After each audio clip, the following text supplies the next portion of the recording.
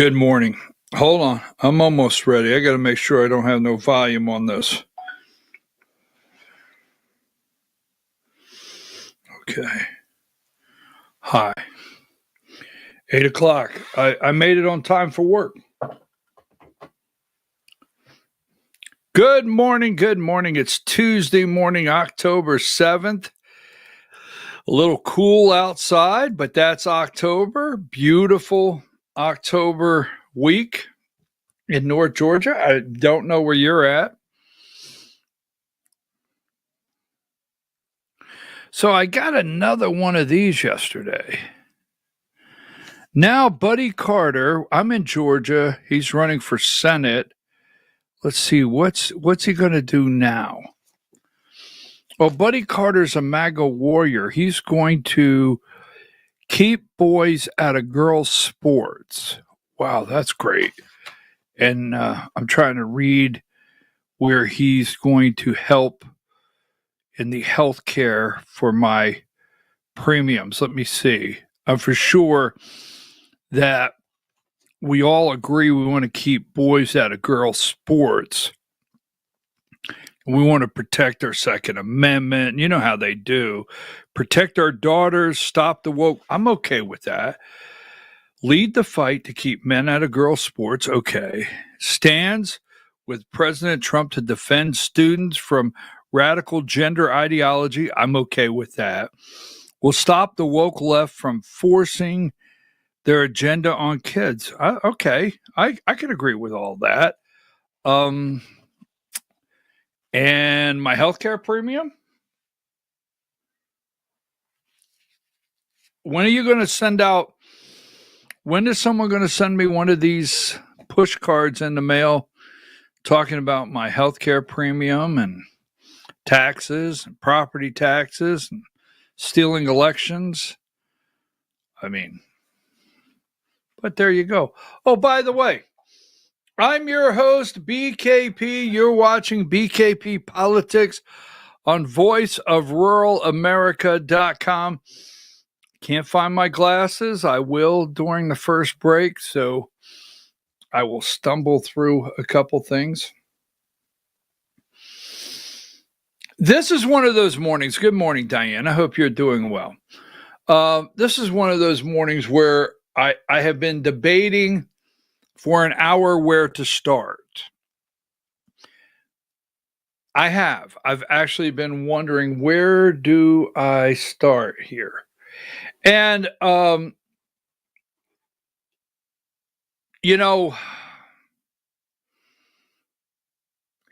it's the kind of things that keep a political analyst like myself up at night. So we have a government shutdown, and let me explain that. We have a government shutdown, and I know through the government shutdown every single day it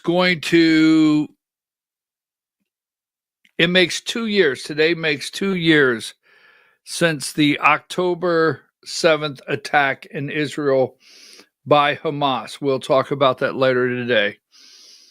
But so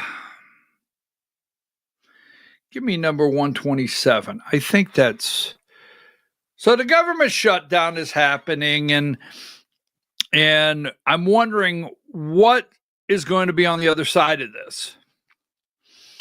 Because Democrats will not pass a clean CR to get us through to the end of November 24th. They will not pass a clean CR. Although I am a Republican, it's tough to trust a Republican. Should I say that again? Although I am a fiscal, conservative, America, free market Republican, it's tough to trust a Republican. I'm just saying. Government shutdown impacts air travel. Well, okay. So take that down, because here's what I want to do momentarily is the door getting opened to some truth. And Marjorie Taylor Greene, yes, I know, you're shocked. Marjorie Taylor Greene has opened the door. Now, did Trump, give me number 120, because we're going to lay all this out piece by piece. 120. Did President Trump ask MTG to open the door? Because sources say MTG is not exactly welcome in the Oval at this time. President Trump said yesterday, Democrats have shut down the United States government right in the midst of one of the most successful economies, including record stock market. Now, every time he says record stock market, don't stop over there at Arby's. Don't stop working the fries at McDonald's. Don't stop pulling orders at Walmart. He's not talking to you. He's not talking to you. Record markets is to a certain group of people. And what I mean by that is I'm not coming on this morning to launch a major attack on President Donald Trump in no way whatsoever. But the divide in this country, well, let me just say, record stock market, the most successful economies, still upset over my coffee, that the country has ever had. You can't just write it, President Trump. You just can't write it. Just because you write it and say it does not make it true. Oh my God, someone's going to take a clip of that and my career is over. I love the Trumpster. This has sadly affected so many programs, services, and elements of society that Americans rely on, and it should not have happened. I am happy to work with Democrats on their failed healthcare policies. Now, their failed healthcare policies. But the fact is, it's getting into the Oval Office. Mr. President, this could be a problem. Just saying. Now, I have laid out very clearly from day one on this program, I've laid it out very clear that yes, the Medicaid expansion and increases, hospitals, illegals get health care, right? Now, obviously, Democrats and failed healthcare policy, that goes well in a sentence, and I agree with that. But he's acknowledging someone is saying we might have to do something here. Or anything else. But first, they must allow the government to reopen. In fact, they should open our government tonight. Now, you know what's not in there? I'm going to fire 100,000 people Monday. Now, this program this morning, I don't have any buckets of water anywhere because I don't carry them. I will not carry a politician's water. I won't do it. I won't carry a narrative. I won't do it. It doesn't happen on this program. And what I mean by that is Democrats seem to be holding out. And I said when this kicked off that to me, this is the first time, this is the very first time that Republicans have allowed the government to shut down with them being on the upside. When this government shut down, Republicans were on the upside. Perfect. The 24 pages, pass it, we move on. But the deep state corporate corrupt media kept the narrative going, right? Your local little radio stations kept the narrative going at the top of the hour, and they played a minute and a half. The people that get their news in 30 seconds at a time, minute and a half max, and this is true, the narrative was running that your premiums are going up, and just because of what Republicans are doing, your health care is going to go through the roof. Now, anytime someone says health care, everybody listens. Everybody, every single group listens when healthcare comes up. And I'm going to explain that later in the show. But remember a couple weeks ago, well, what are we, only in day 7? You remember when the shutdown happened, and all through the social media, I watched the clickbait grifters. All through the social media, they started saying, tomorrow morning, 100,000 people get laid off, the largest layoff in history, right? It kept circulating. I didn't do that. I didn't put that out. I ask people all the time to pause with some of this circulating. I didn't put it out because I knew it wasn't true. So right now, we're in day 7. I hear nothing about fiscal conservative action. I hear nothing about 12 appropriations bills. I hear nothing about cutting waste, fraud, and abuse other than Medicaid. And I think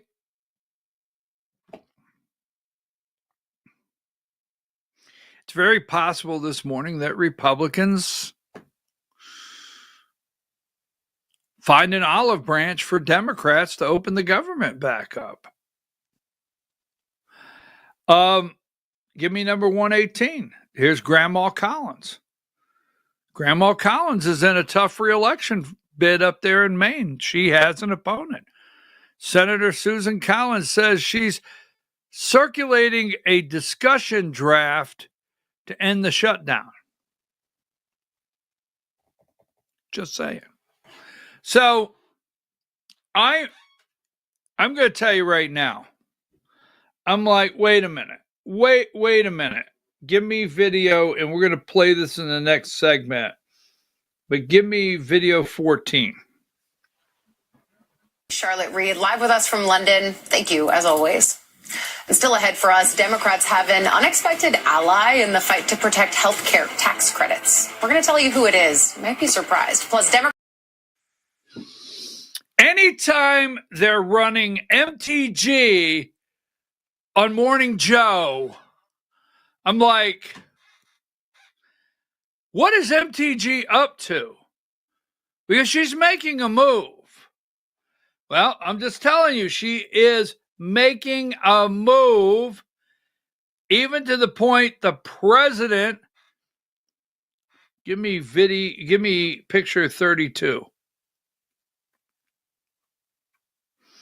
Just going to tell you here, right? Green, if healthcare tax credits expire and premiums double. So we're going to lay that out full when we come back. I don't want to miss anything. We're going to have a firm discussion, and we're going to break this down, the government shutdown. The peace agreement with Hamas, we'll talk a little bit about that. We'll talk about the failure and the lies, right, about Ukraine, Russia, Paris, France. They're broke. Those people are broke. Tomahawk missiles, where are they going to borrow the money? Are they going to borrow the money from China to fund their country so they can buy a Tomahawk missile from us to give to Ukraine to launch at Russia? Can any of that make sense? Now, We did get a promise from number 28. We did.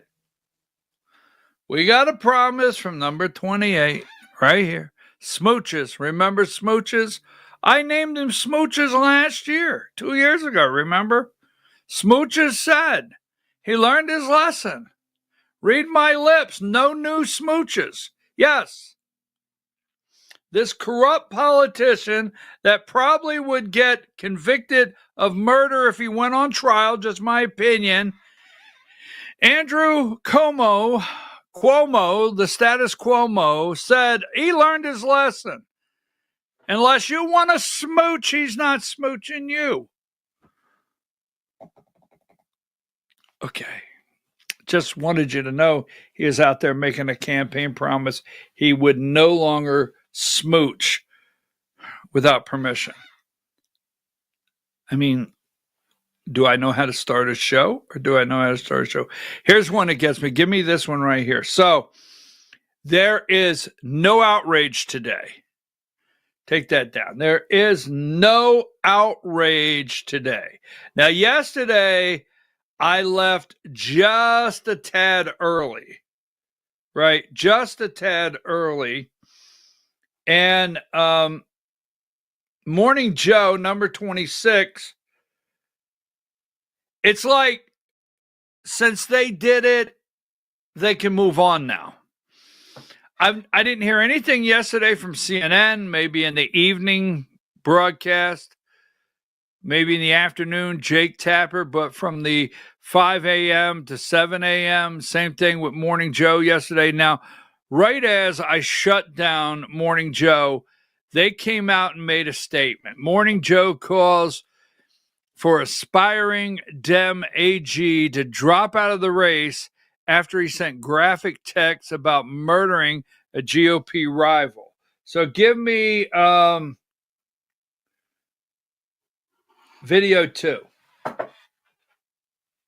Coming up, an attorney general candidate in Virginia is apologizing for his texts about a state lawmaker. We'll go through what the messages said. He should probably be forced to withdraw from the race, and probably is doing a lot there. All right, Morning Joe will be right back. All right, so just as folks, I can only listen to so much of this in the morning. I got to get away from it. So yesterday was one of those days I had to get away. And then give me video 4. For text messages, horrible. I didn't want to read them out loud.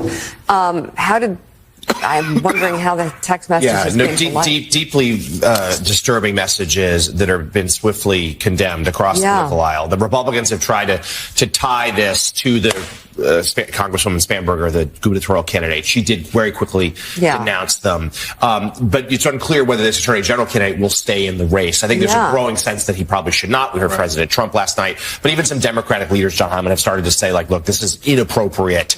You can't, and especially at a time right now with such concern about violent rhetoric and political violence. Who says that? Yeah, that this is just way beyond the line. I would say, not to be too much on the high horse. It's wildly inappropriate under any circumstances today, tomorrow, 10 years ago, 6 months ago. I think the pressure is going to be on Spanberger and for the party to ask this candidate to just quit the race, because it's the right thing. And also the political splashback. You don't want to mess with this right now. Who says that? I think the right thing to do is basically this guy should do everyone a favor and step out of the race. Yeah. So am I freezing up? I mean, I just got this. I had my volume off. Am I still freezing up? Are we okay? Just let me know. All right. So thank you, Diane. All right. So anyhow, all right. Morning Joe. Now, it's inappropriate. I have looked everywhere. I'm trying to find Tim Kaine from Virginia. I'm trying to find his statement, trying to find maybe a Hillary Clinton statement, trying to find a Mark Warner, the other senator. Give me video 29.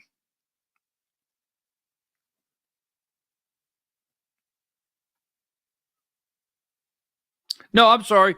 I don't. I mean, picture 29. I don't know what I was thinking of. I'm looking at a video. Give me number 29. I'm sorry, Diane. Thank you. Dem shame. Virginia Dem AG candidate said if more cops got killed, they wouldn't shoot so many people.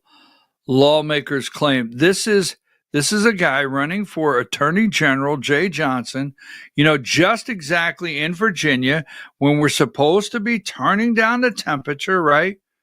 Turning down the temperature, all the above. And this is, so let's run through a couple of these, Diane. I think I have, let's go with video 6. I don't know which ones. I didn't number in the order. Give me video 6. People always told me that your priorities come into focus when you become a parent. And my highest priority will always be the safety of our families. You said, according to the article, I'm quoting, Gilbert's wife could watch her own child die in her arms so that Gilbert might reconsider his political views. I can think of nothing more horrific than a mother having to hold her dying child. How can Virginians trust a man who said something so horrific, so callously? Well, again, I am so deeply, deeply sorry for what I said, and I wish that it hadn't happened, and I would take it back if I could.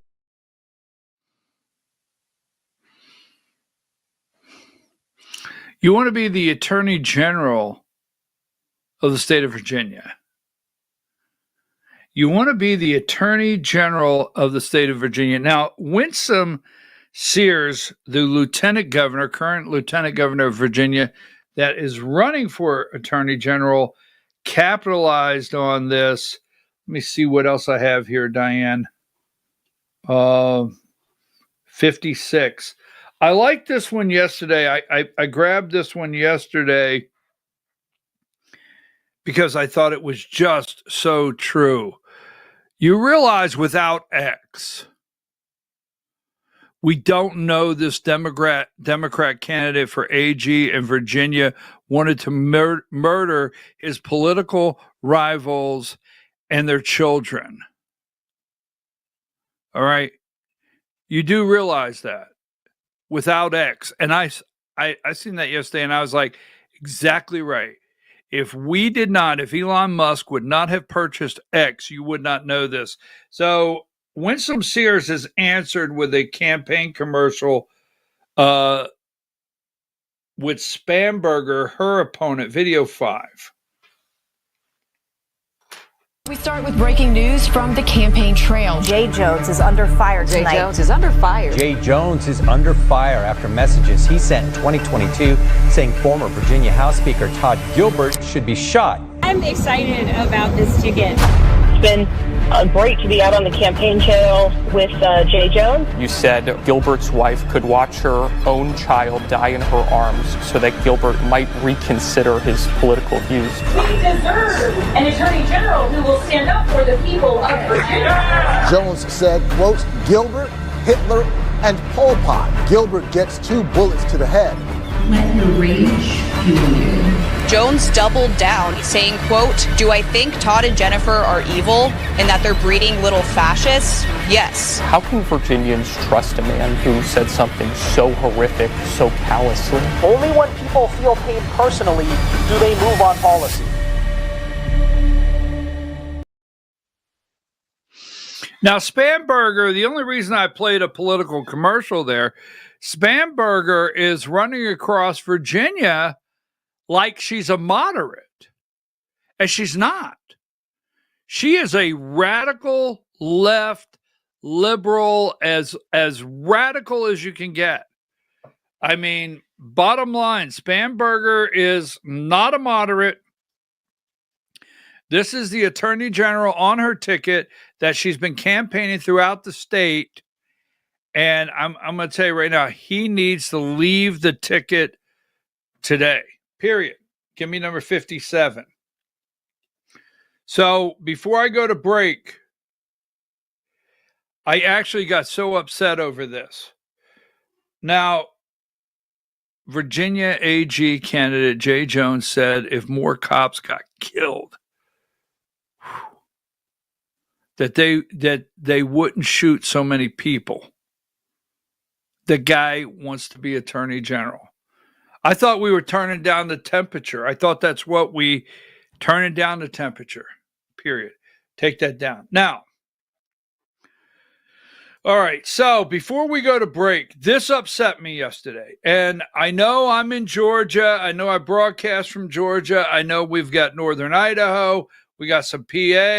I think we got a couple jerseys. We got a Connecticut or two. Hi up there in Connecticut. But this one upset me so bad yesterday. It really did. Number 27. For years, I mean years, right? Boom. Ham and egg her. New Jersey governor's race goes ham after Dem Mikey Sherrill declares who eats pork roll. I mean, I have the shakes. I have the shakes. What do you mean? What do you mean? Every morning, zip right in there. Cup of coffee in the big time, right? Zip right in. Give me a pork roll, egg and cheese, salt, pepper, ketchup on a roll. I mean, every morning, breakfast of the champions. Construction workers lined up, Americans lined up, people going to Wall Street in Jersey lined up. What do you have? What do you have? I'll have a give me pork roll, egg and cheese, salt, pepper, ketchup on a hard roll. I tell you, this just upset me. Go ahead and give me video one. Who eats pork roll? Not me. I think that's gross. I don't even know what it is. I've had this fight multiple times. Nobody wants pork roll.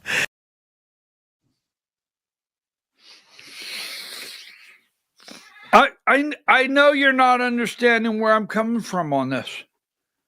Yeah, I know. So anyhow, yes, believe it or not, that has made its way all across the state of New Jersey. This is not the reason, but let's throw this out here. Chittarelli, give me 52. He is on a roll. All right. Now, I said this before, and let me explain this because, just saying. All right. Now, this is New Jersey. And this is New Jersey, and I know what people may think, but Phil Murphy, governor of New Jersey, right? The Republican candidate won last time. See, Jack, the Republican candidate won last time. And if Republicans would have went into New Jersey, opened the books a little bit, put some pressure, did some recounts, they actually won. But when the Republicans called, they were told, forget about it. Just forget about it. Nothing we could do. We tried everything. Nothing we can do. So this time, Republicans go into this. I have to tell you, some people, that's the only way I'm going to put it. I don't want problems here. But give me, this is Mikey Sherrill. Some people probably just feel they can't work with Mikey. Mikey, I don't know. I'm not seeing we can work together on some projects. You get what I'm saying? I don't think so. You don't come across. In fact, you don't even want pork roll. Boom. Just saying. I'm not joking around. I really think this time they can't work with Mikey Sherrill. Jack Chittarelli is running it, and he even pulled off an endorsement. And if Republicans pull this one off in November, now if they lose Virginia, we'll talk about what that could look like later on. But if Republicans pull off this one here, give me 53. And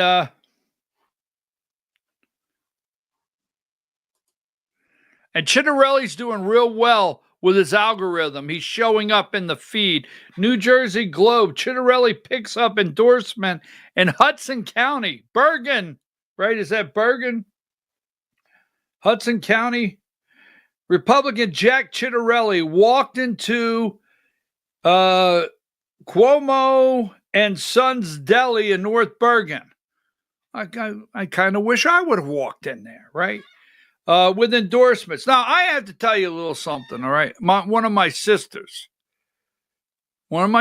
every year goes, I don't know if she did last year, I got to think this out, but goes into Jersey to the Italian deli and purchases my Christmas gift. I'm just saying. All right, so from made solidly in New Jersey history, now this is 54, Ciattarelli picked up the backing of former New York mayor and assemblyman, right? Sal Vega. He's picking up all these endorsements. The chairman of the Hudson County Commission. He's picking up all these endorsements, Ciattarelli. So we will see. Give me 55. What happens come November? Hey, Mikey, tell me you're not from Jersey without telling me you're not from Jersey. I'll have a pork roll, egg, and cheese. Salt, pepper, ketchup on a roll. Take a break. See you in 5.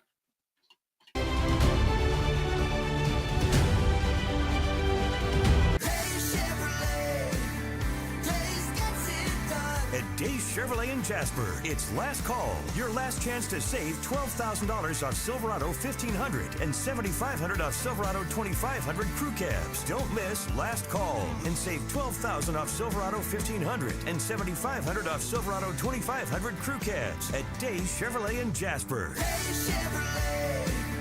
Days gets it done. Together, let's drive. Larry's Body Shop in Ellijay. Family owned and operated since 1978. The latest in cutting-edge digital technology and state-of-the-art equipment allow our iCard Gold Class certified technicians to restore your vehicle. Our second-to-none customer service will work directly with your insurance company. Major accident or minor fender bender, we take the dents out of accidents. Larry's Body Shop, North Georgia's #1 body shop. Visit us at collisiondecision.com. Why give your money to liberal media companies? Put your marketing needs in the hands of a conservative marketing professional and start getting results today.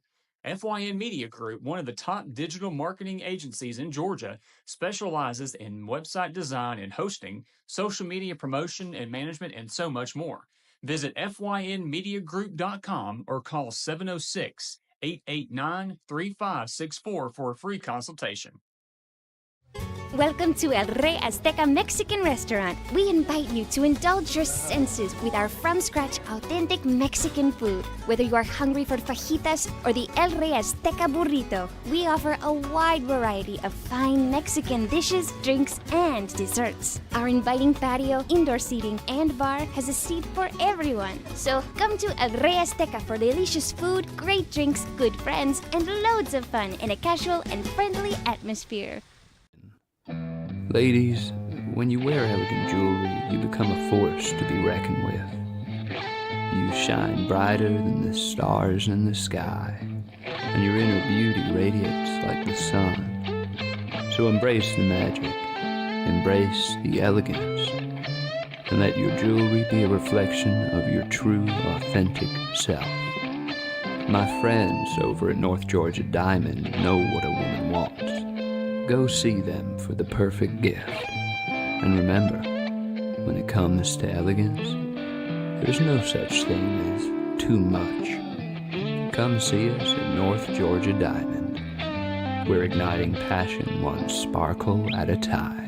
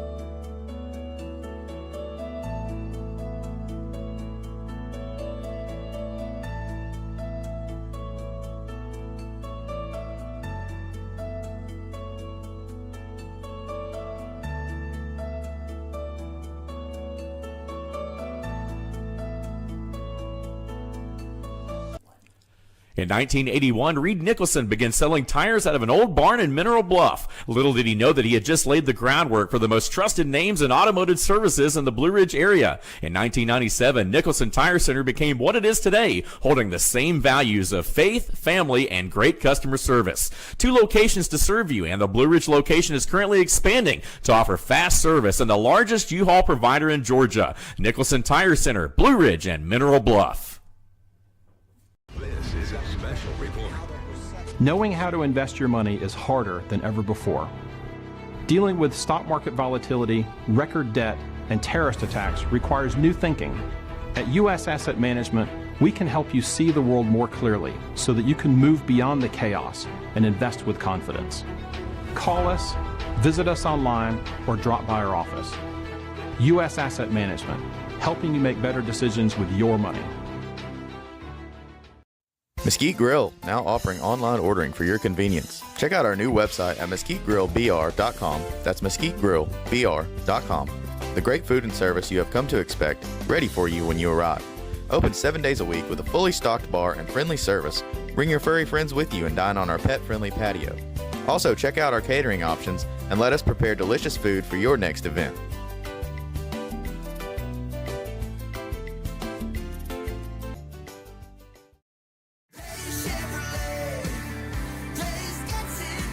At Days Chevrolet and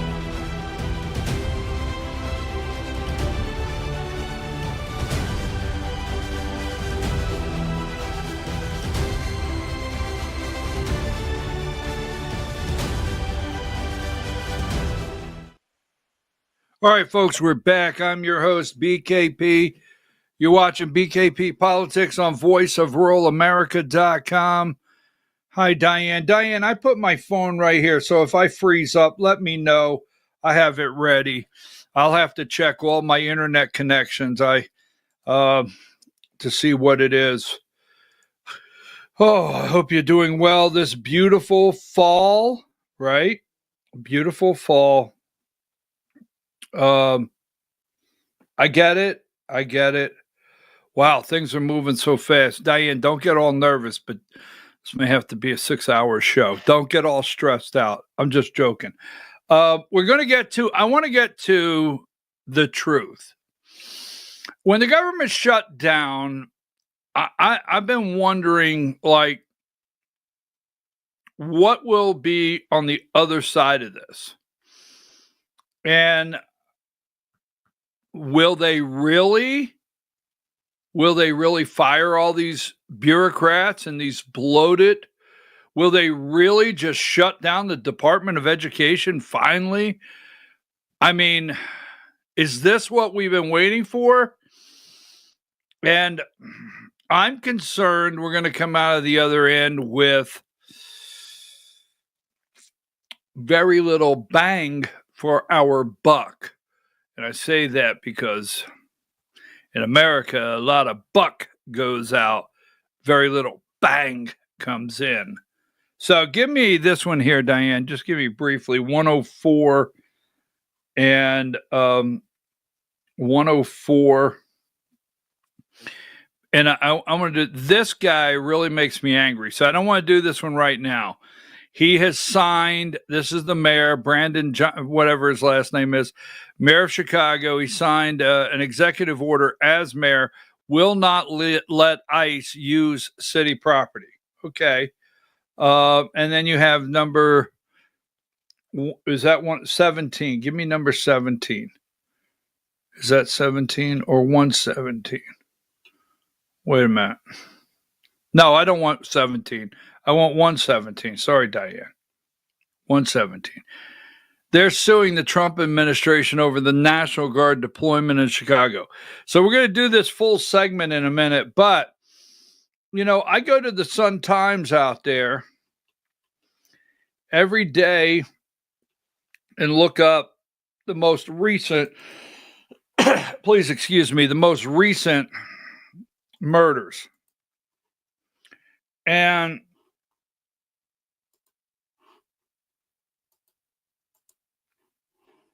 give me number 13.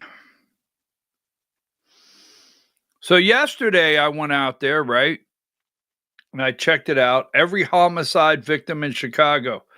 So in 2005, you can't see it on the bottom, but it says 319 people have been killed in Chicago in 2025. So I said, okay, give me number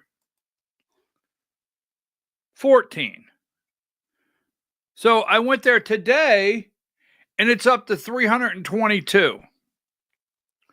And out of the top 6, 5 are unknown. Basically, don't know who they are, have no ID, trying to locate family, someone that knows them. You know, the people in this country, 322. But they stand and swear there's no crisis. Now, number 12, just briefly, I want to run this one really fast.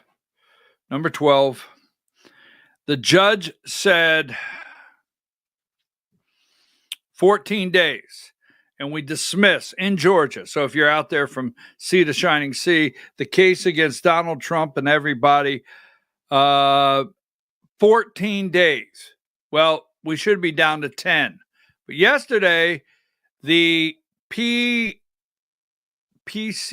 or whoever they are, the group that has to find another district attorney to take the case, went to the judge and said, give me 90 days. So I don't know what the answer is, but they're looking for an extra 90 days to find someone to take this case.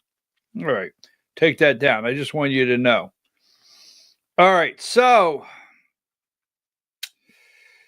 number 32. So Marjorie Taylor Greene is hitting all the airwaves. And she's hitting everything.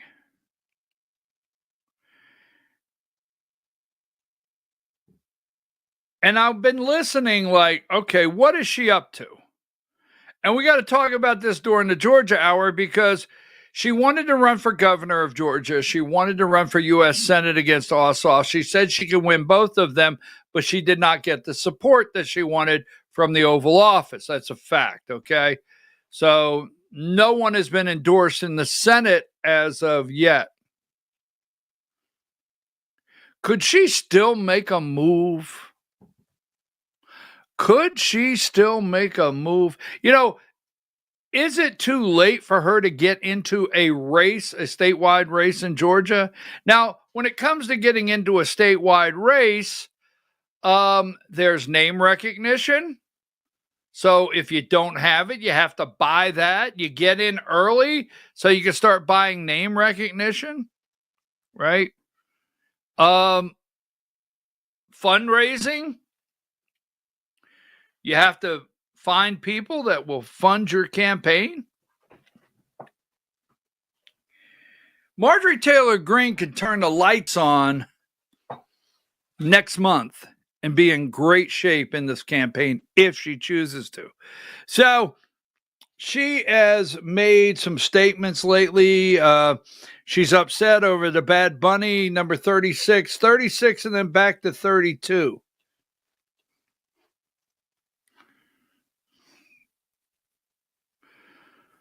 All right, there you go.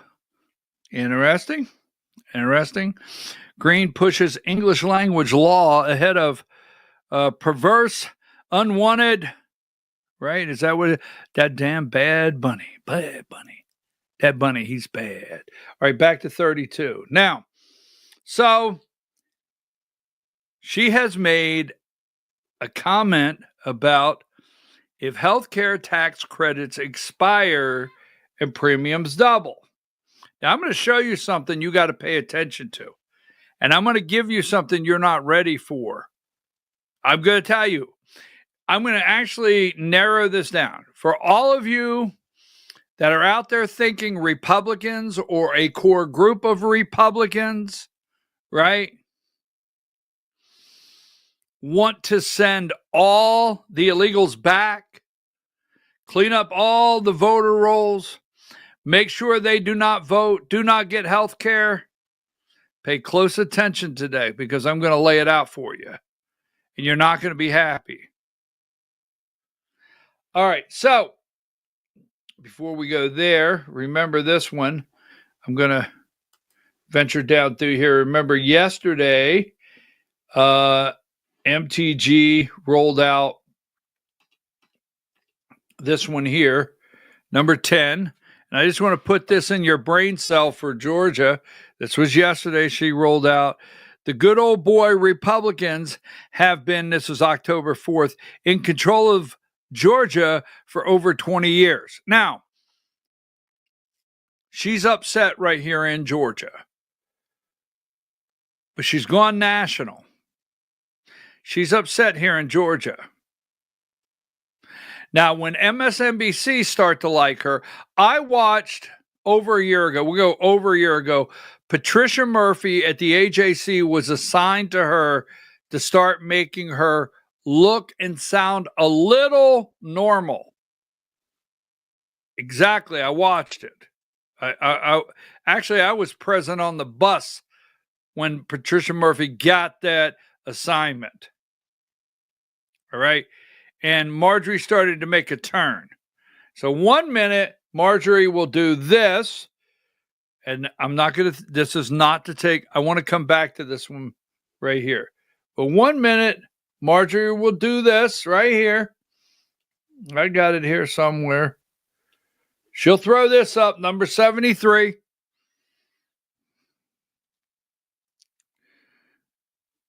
Hello. Candace Owens just shared a screenshot of a group chat where Charlie Kirk explicitly said he was leaving the pro-Israel cause. Now, I will say this. I'm going to back up. I don't care what Charlie Kirk thought of Israel. I really don't. So I'm not going down that road. But Marjorie grabbed that and threw it out there. What's she up to? My God. Now go back to the one. This one here is where she, right, the good old Republicans in Georgia, while there are things I appreciate, there are others that are unacceptable. It's appalling our education is ranked blah, blah, blah. Our taxes are insane. High taxes like we govern by Democrats. Republicans never govern like they campaign. So she goes after Georgia.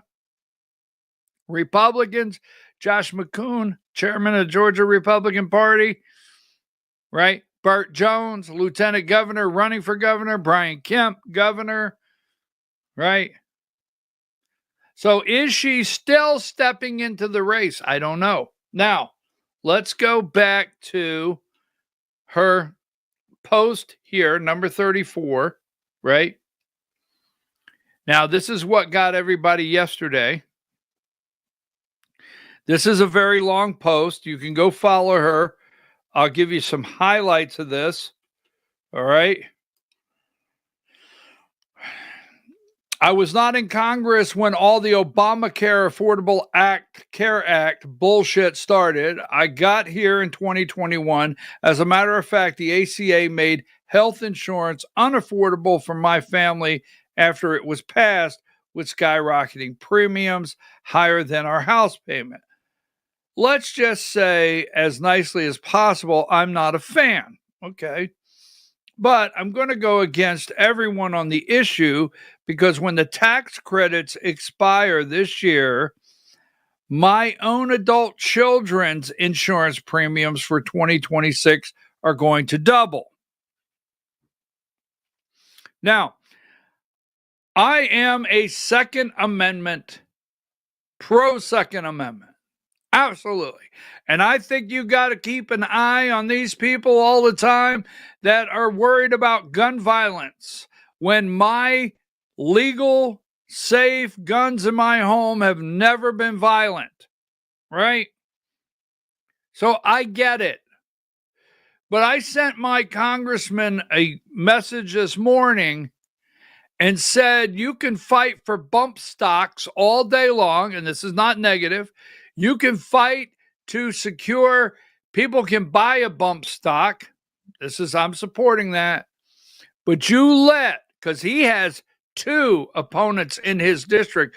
You let one person in your district, their health care premium double, and you got a problem. Now, folks, I get out of the circle, and you hear that all the time. My closest friends, I tell them all the time, get the hell out of the circle. You let one premium. Now, here's Marjorie Taylor Greene saying it's going to go up, right? So,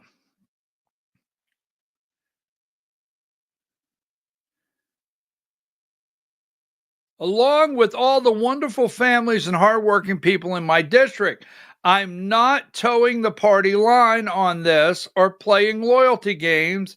I'm a Republican and won't vote for illegals to have taxpayer-funded health care or benefits. I'm American only. I'm carving my own lane. And I'm absolutely disgusted that health insurance premiums will double if the tax credits expire this year. Now, she goes on to make a lot of other statements and give me 133. She attaches this.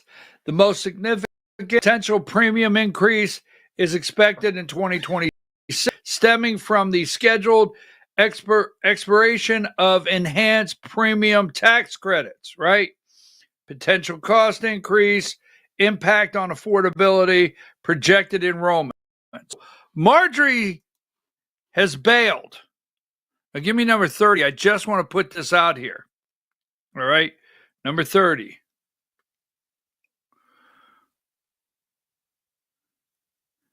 This is Short. Mark Short. Mark Short, former, now just go ahead and yell at me. Get it out of the way. But he's former chief of staff for Mike Pence. Republicans going to cave on Democrats' health care demand, says Mark Short. Well, now Marjorie Taylor Greene is not saying she's going to okay Medicaid expansion, right? But the law says you have to. You see, hospitals, I'll get into Medicaid expansion. See, the law says if anyone, regardless of their documentation, regardless of their status, walks in an emergency room, they have to get care. So emergency rooms all across the country are caring for illegals. Now, if that upsets you, okay. If there's an illegal and they're having a heart attack and you want them to just lay out in the street and die, okay, there you go. But hospitals have to. And I think that came under Ronald Reagan's administration to be a fact.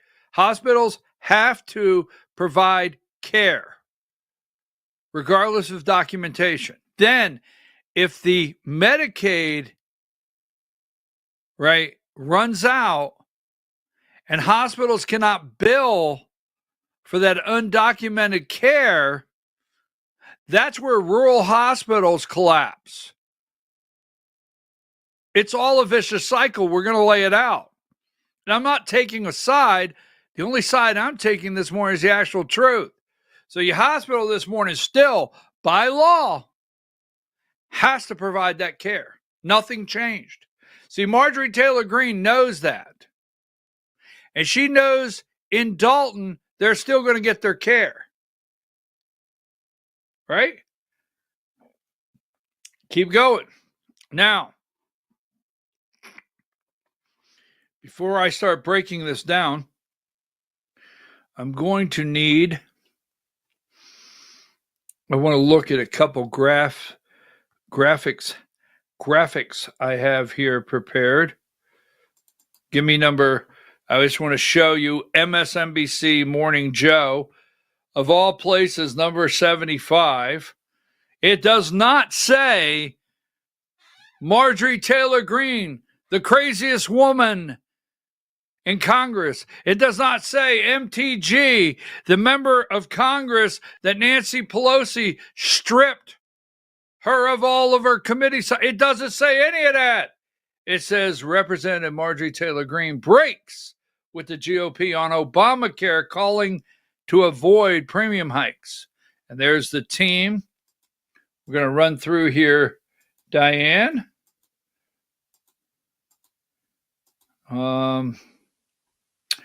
84.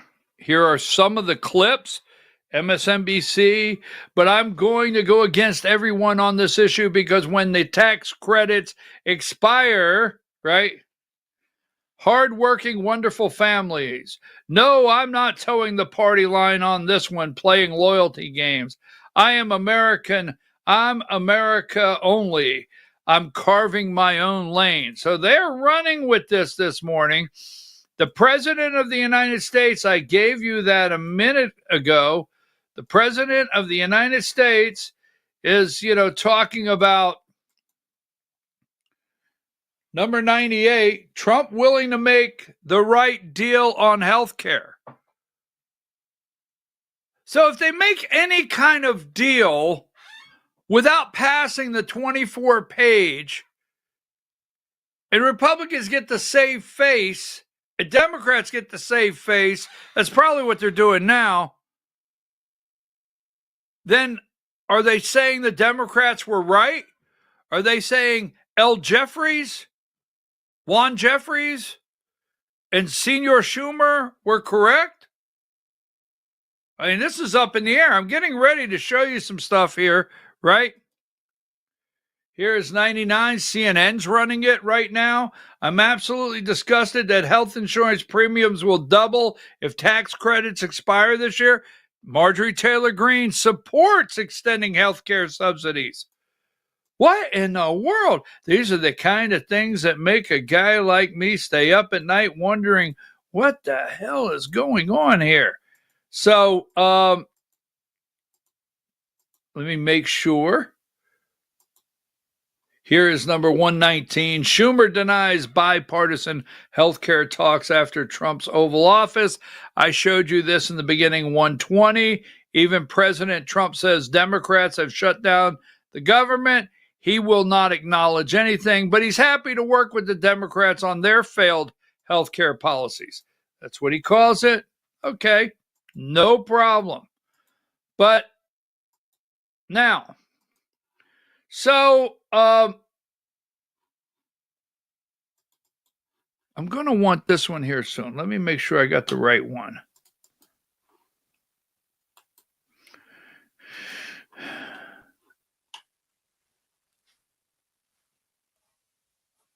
All right. Morning Joe or MSNBC.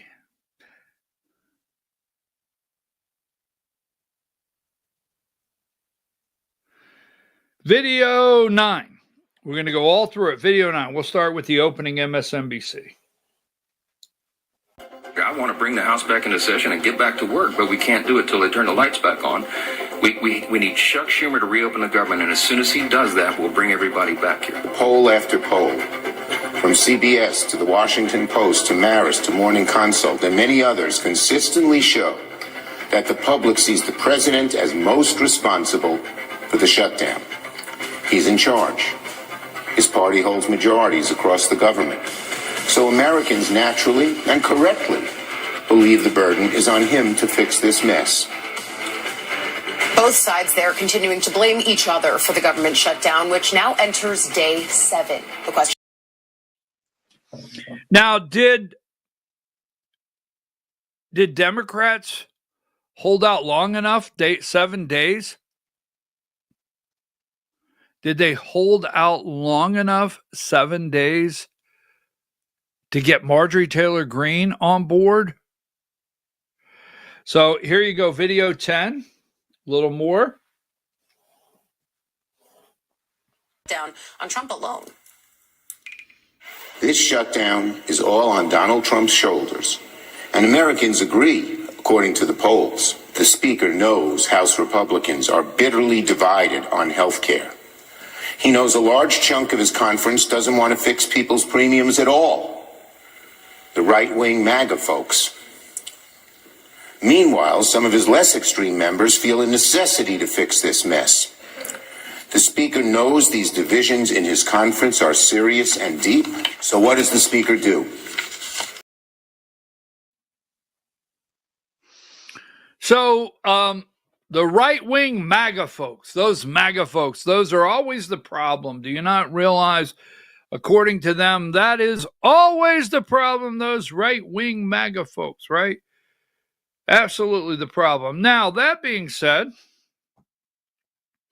polling, they claim, right?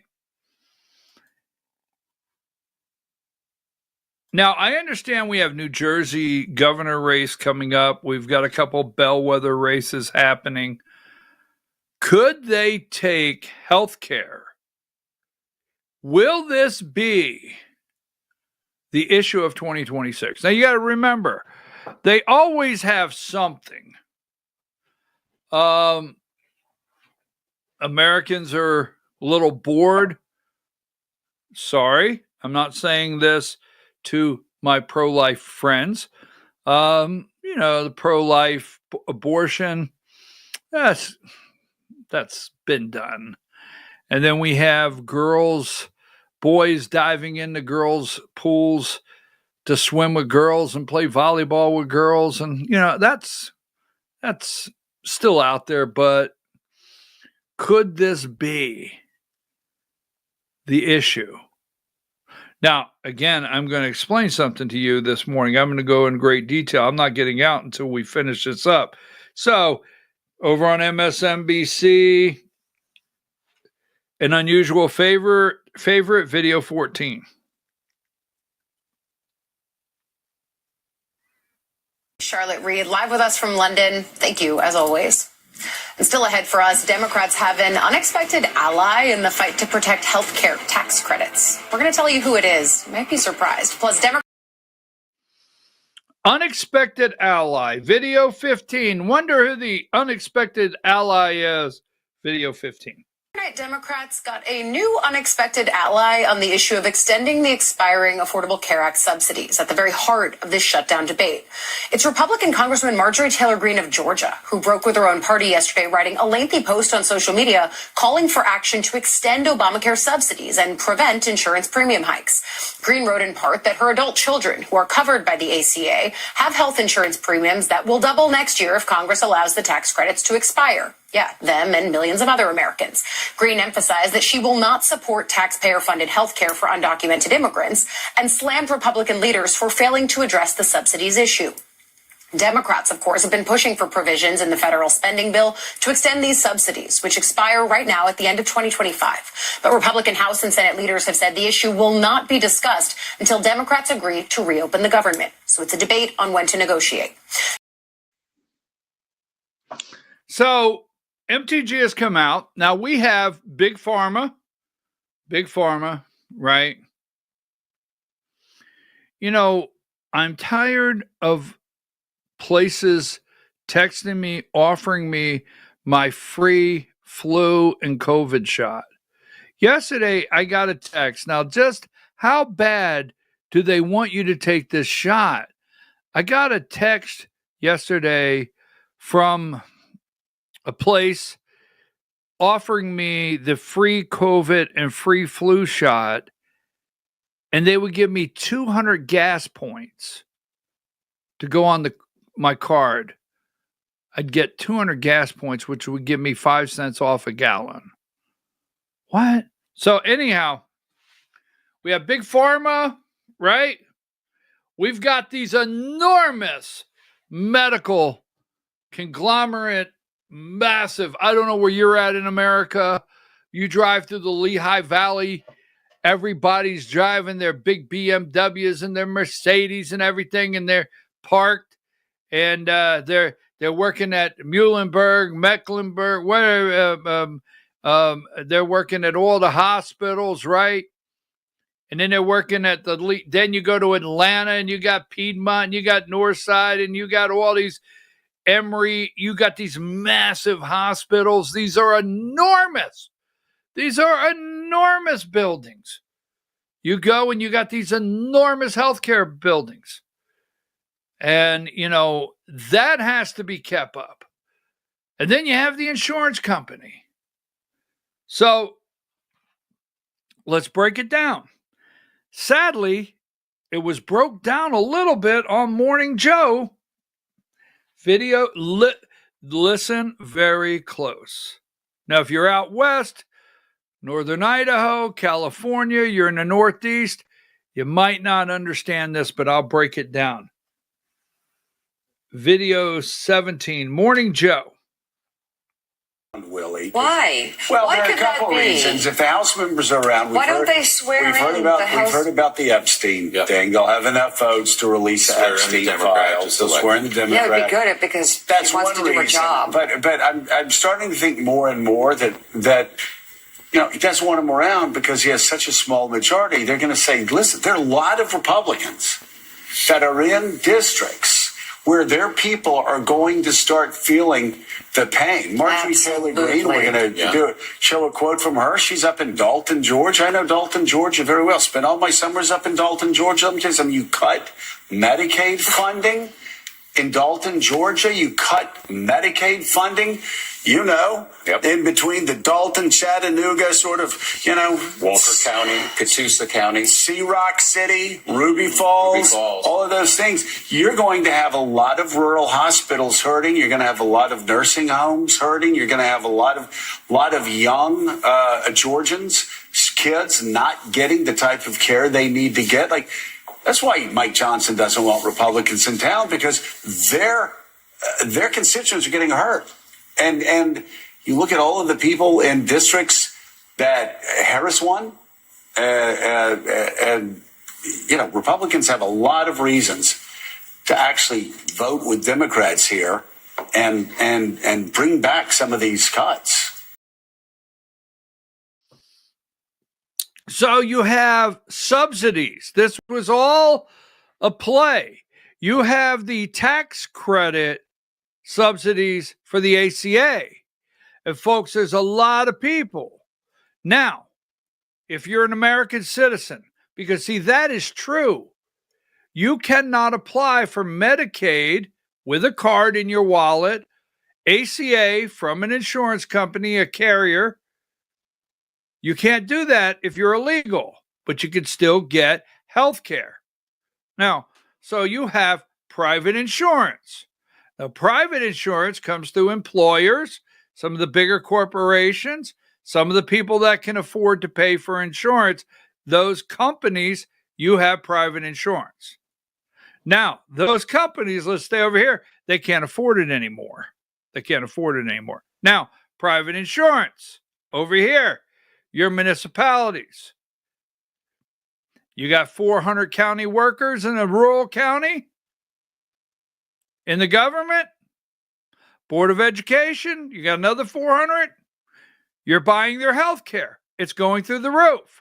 You see, they can afford it because they're getting it off your back. Let's just tell the truth this morning.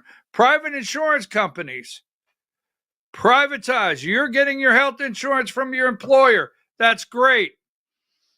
Your employer is going to come back and say, you got to start paying another $120 a month for your insurance. We can't continue to pay for all of it. The employer's going to look at you and say, are you going to give me a raise to cover it? No, we can't cover it, period. That's coming, right? Now, over here on the government side where it's private insurance, and those people are getting insurance, they work for the government, whether they work for your city, work for your county, work for your state, work for the federal government. Theirs is going up, but I don't want to say all of them, but they tend not to care too much and let it upset them because they can pass it along to you, the taxpayer. You can just pay a little higher in property tax, keep them covered.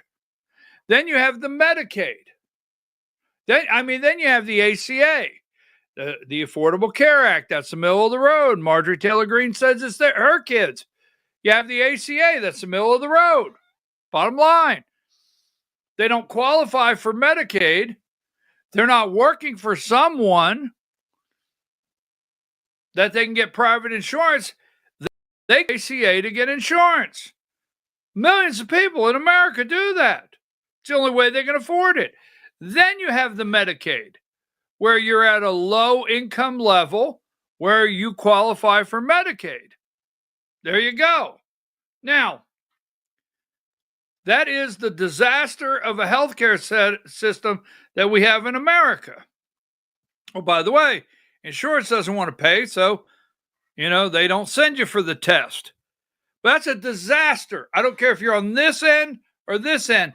It's a disaster. Now, why President Trump calls illegals the Cadillac care, because this one might have a copay, this one have a copay, this one you have to pay so much. Illegals have to pay nothing.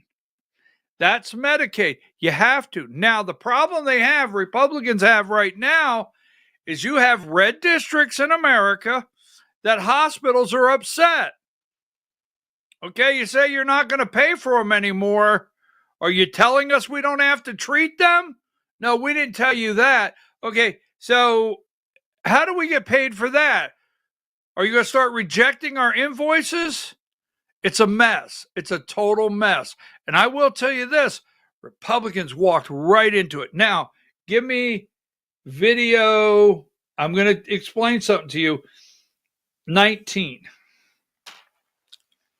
About an interesting bellwether, Marjorie Taylor Greene saying to Republicans, guys, this isn't good for us. We want to expand those Medicaid benefits. My constituents like the Affordable Care Act that allows them to have health care. You're taking that away from them. This is bad, says Marjorie Taylor Greene. That district.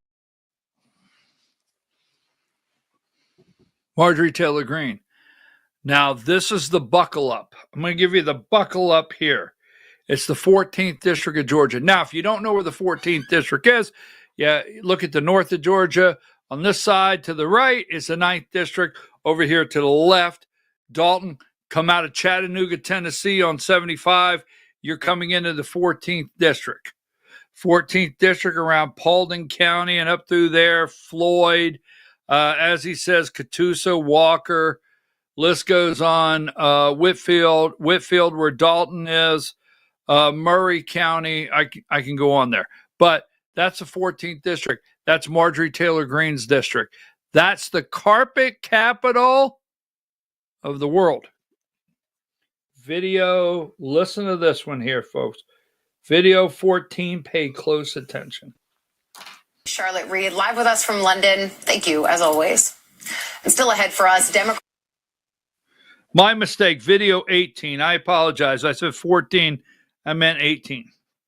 Microcosm of what's happened in the country, because when I was growing up right across the Tennessee state line, it was a secure Democratic seat. Solid Democrat. Absolutely. Yeah. And then in 1992, a guy named Pat Buchanan does extremely well up there in the primaries against Bush 41. Right. And now it's this, deep red district. But with this, they need government. Well, I mean, it's like my district. It's in Northwest Florida. It was a Democrat.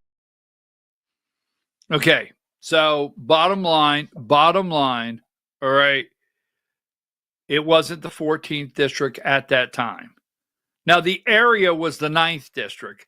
The 14th was a new district. Marjorie Taylor Greene, Tom Graves was the first congressman of the 14th District, the new 14th. The whole top of Georgia used to be the 9th District.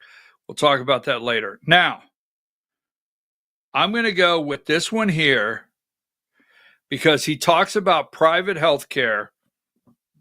But Dalton, Georgia, before I show you something, Diane, I am going to want number 70 in a minute. Not yet. Video 20.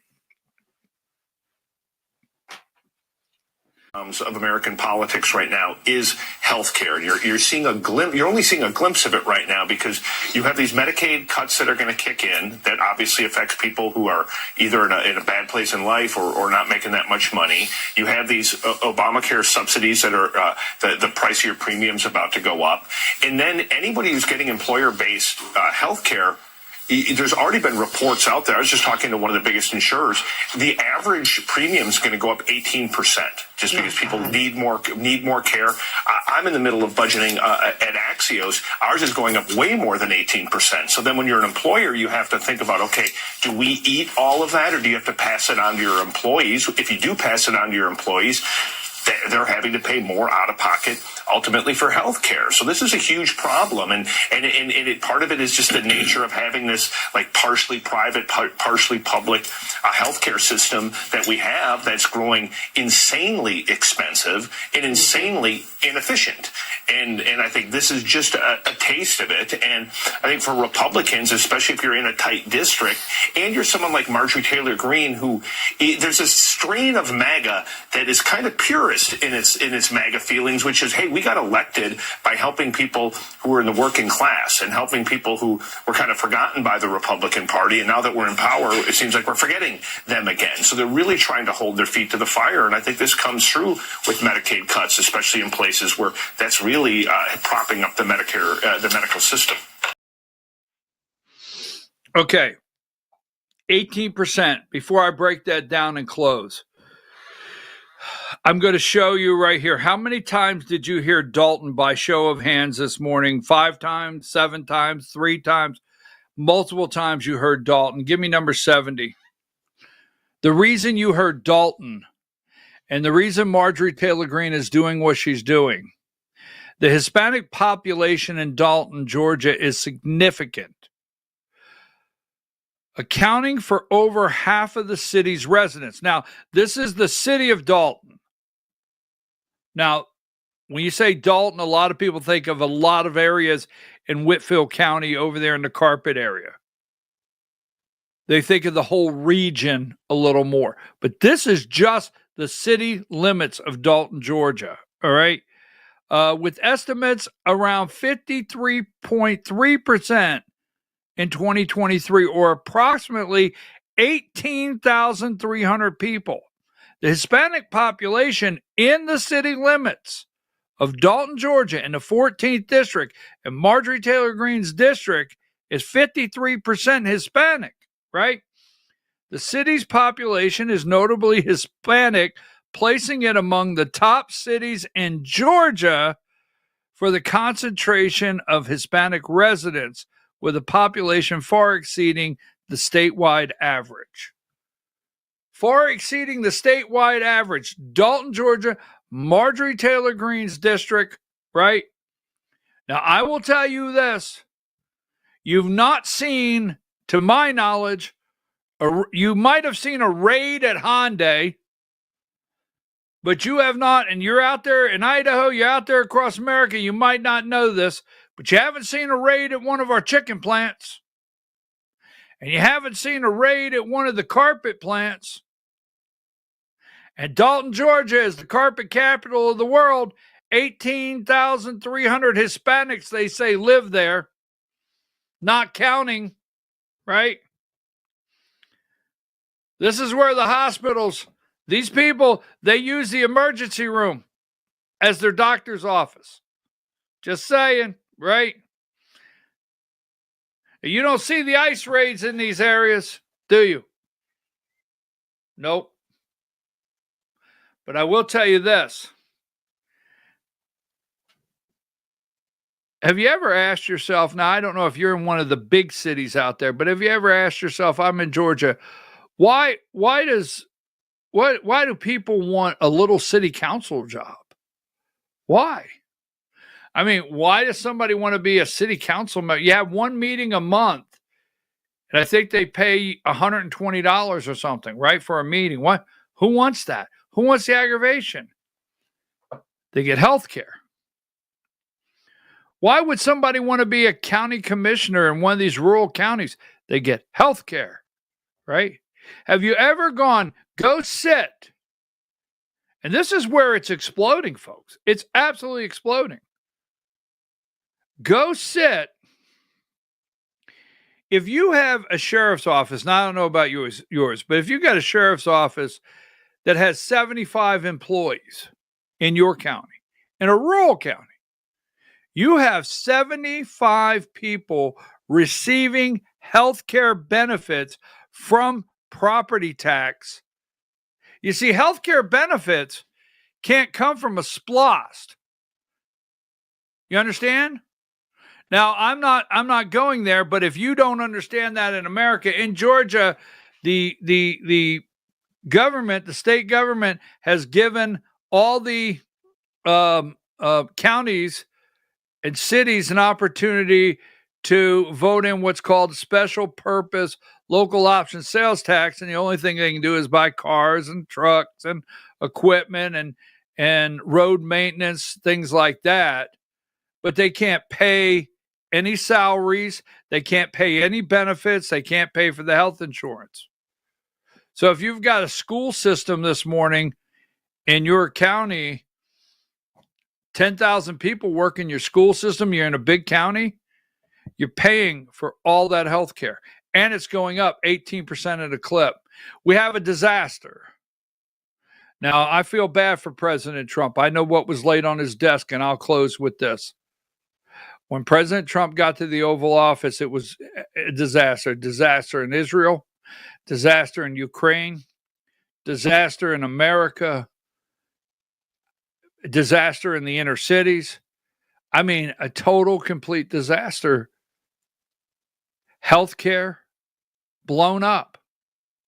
The only reason they kept saying the economy was doing so well under Biden is all this money that was getting printed out going through the healthcare system. Many of it. Yes. It's a total disaster. And if you don't fix it, I mean, let me tell you something.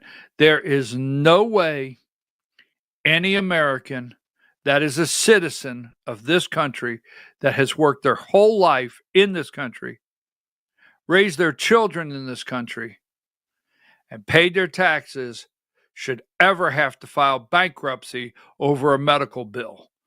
And I'm telling you right now, it should never happen in the United States of America.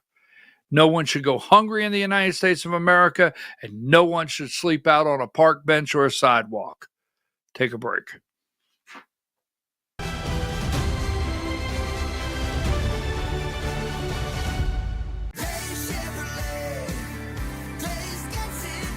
At Days Chevrolet in Jasper, it's last call. Your last chance to save $12,000 off Silverado 1500 and $7,500 off Silverado 2500 crew cabs. Don't miss last call and save $12,000 off Silverado 1500 and $7,500 off Silverado 2500 crew cabs at Days Chevrolet in Jasper. Days Chevrolet.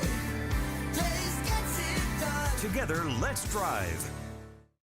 Larry's Body Shop in Ellijay. Family owned and operated since 1978. The latest in cutting-edge digital technology and state-of-the-art equipment allow our iCard Gold Class certified technicians to restore your vehicle. Our second-to-none customer service will work directly with your insurance company. Major accident or minor fender bender, we take the dents out of accidents. Larry's Body Shop, North Georgia's #1 body shop. Visit us at collisiondecision.com. Why give your money to liberal media companies? Put your marketing needs in the hands of a conservative marketing professional and start getting results today. FYN Media Group, one of the top digital marketing agencies in Georgia, specializes in website design and hosting, social media promotion and management, and so much more. Visit FYNmediagroup.com or call 706-889-3564 for a free consultation. Welcome to El Rey Azteca Mexican Restaurant. We invite you to indulge your senses with our from-scratch authentic Mexican food. Whether you are hungry for fajitas or the El Rey Azteca burrito, we offer a wide variety of fine Mexican dishes, drinks, and desserts. Our inviting patio, indoor seating, and bar has a seat for everyone. So come to El Rey Azteca for delicious food, great drinks, good friends, and loads of fun in a casual and friendly atmosphere. Ladies, when you wear elegant jewelry, you become a force to be reckoned with. You shine brighter than the stars in the sky, and your inner beauty radiates like the sun. So embrace the magic, embrace the elegance, and let your jewelry be a reflection of your true, authentic self. My friends over at North Georgia Diamond know what a woman wants. Go see them for the perfect gift. And remember, when it comes to elegance, there's no such thing as too much. Come see us at North Georgia Diamond. We're igniting passion one sparkle at a time.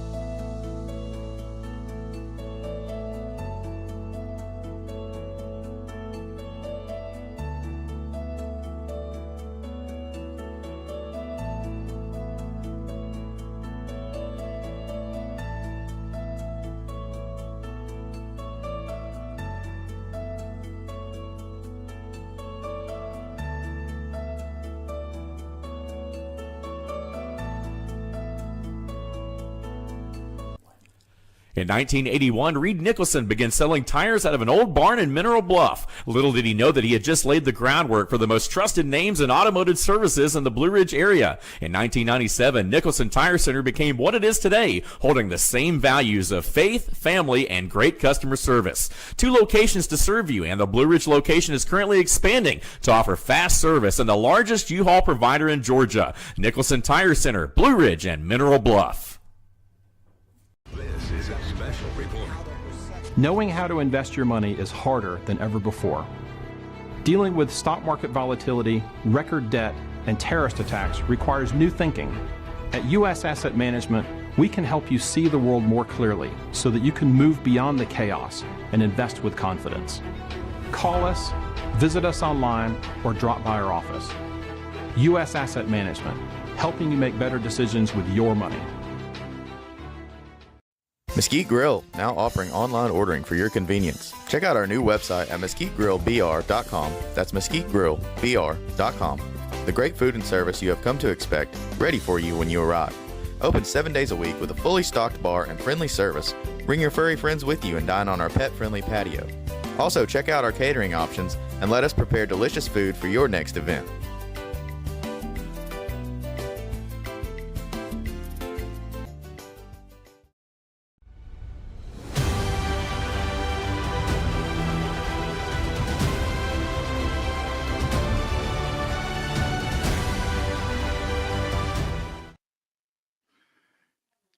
How are you? I just got to do that every once in a while. So I'm your host, BKP. You're watching BKP Politics on voiceofruralamerica.com, where the truth comes out and the lies get exposed. Good morning, Diane. How are you? I hope you're doing well. Good. Now, I want to show you this right here. I am so tired of people or these countries. Now, I'm just going to make some brief statements. Europe is broke. One more time. Europe is broke. The EU, they're shoving all their chips in on Ukraine. France can't find they cannot keep, what do they call it? A prime minister or whatever over there. They can't keep one because of their issues. Give me 44. As you can see, right? They're over there trying to make a deal on the Gaza Strip. Netanyahu doesn't want to end the deal. There it is, Politico. Europe was already facing a toxic cocktail of Vladimir Putin's war in Ukraine. They're broke. Okay. 51. Where will the terrorists hide? I can't go through all of these right now. Where will the terrorists hide? All right. If a deal is done, the terrorists, there's Yemen, right? And then number 48, the Kiev Independent says Trump is going to send Tomahawk missiles. So I guess I want to find out what they're doing with them. Trump moles sending Tomahawk missiles to Ukraine. Vladimir Putin said that will definitely ignite the war. We're just going on here. Let me make sure I don't have any others. I want to pull out of this basket quickly. Well, I'll do that one as we close. So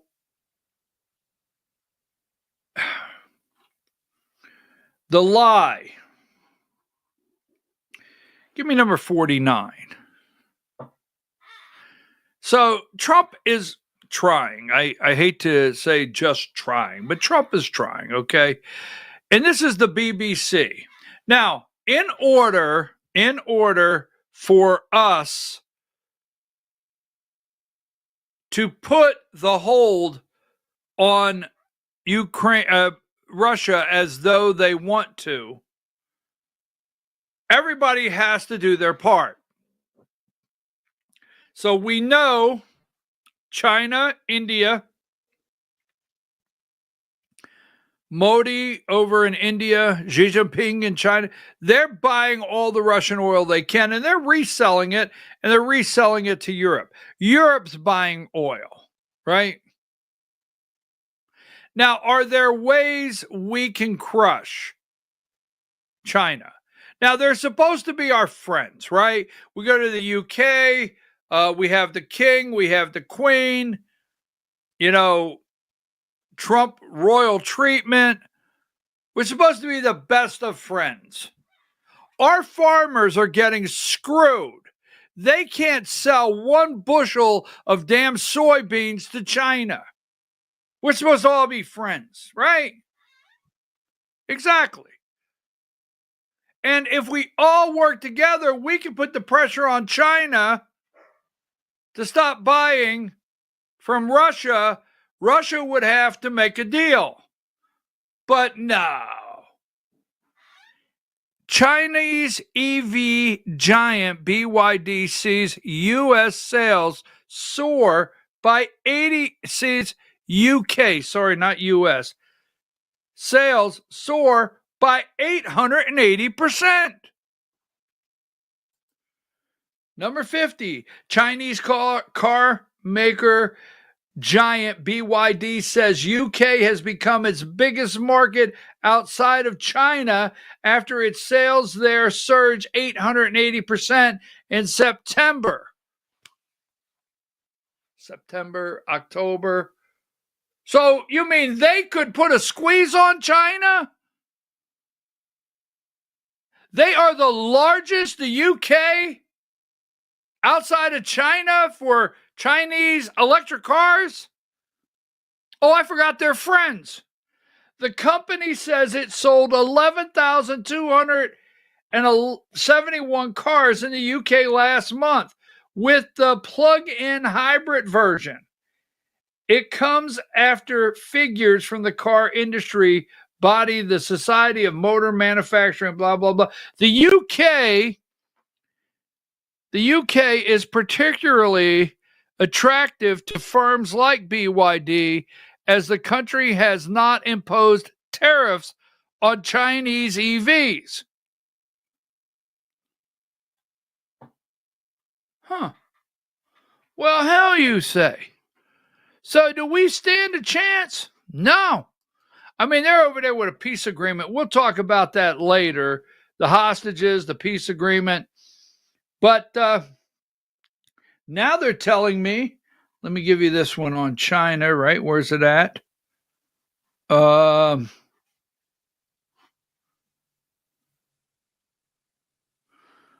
on. I thought I had one on China where the growth rate on China is like enormous.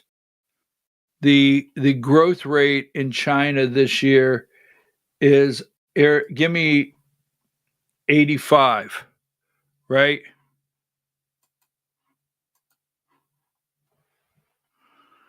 World Bank lifts China's 2025 GDP forecast to 4.8%. This must be all the tightening in Europe. This must be all the tightening that Modi in India is going to do on Russia. This must be all the things that we're going to put pressure on China to help us bring Russia to the table. Trump's got his work cut out for him. He just has his work cut out for him. All right, now the second thing before we go to the Georgia Hour, TikTok. I don't like when we don't get the truth. TikTok. Here we go. Oh, I got to have this one in a minute. I think I got to start giving out an award, a top conspiracy theorist of the week award. Because I have my people that send me stuff, and it's great. My people. I have my people contact your people. All right. But they send me stuff, and it's great. And then I love when it shows up somewhere else. All right. Give me. That's not the one I want. I had it here a minute ago. 7. I don't like this for a reason, because this is President Trump signs executive order saving TikTok. So Trump goes on TikTok yesterday. Saving TikTok. Where's it at? Video 8. To all of those young people of TikTok, I saved TikTok, so you owe me big, and now you're looking at me in the Oval Office, and someday one of you are going to be sitting right at this desk, and you're going to be doing a great job also.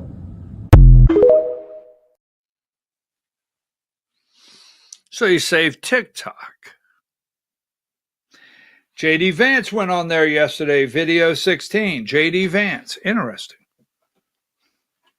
Hey guys, JD Vance here. Just want to let you know that we are relaunching the VP's TikTok page. I got a little lazy the last few months, was focused on the job of being VP, not enough on TikToks. That's about to change. So follow along. We'll update you on what's going on in the White House, business of state. We'll update you on what's going on politically, maybe some sombrero memes here and there, but follow along and we'll look forward to connecting on TikTok. See you then.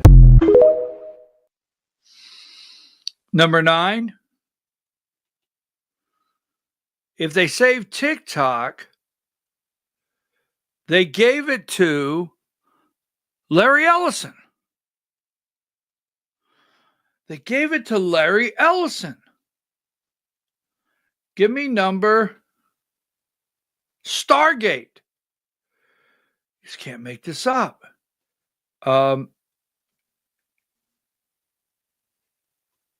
So give me number 102. Larry Ellison.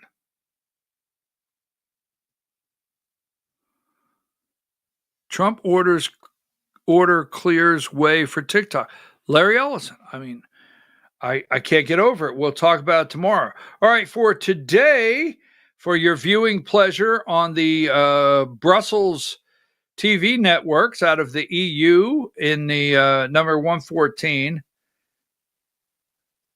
she will be all day long on there.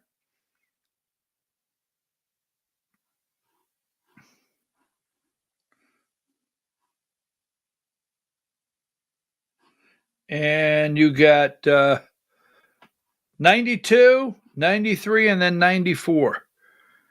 Give me 92, 93, and 94. We have to get ready for the Trump posts first TikTok since taking office in January.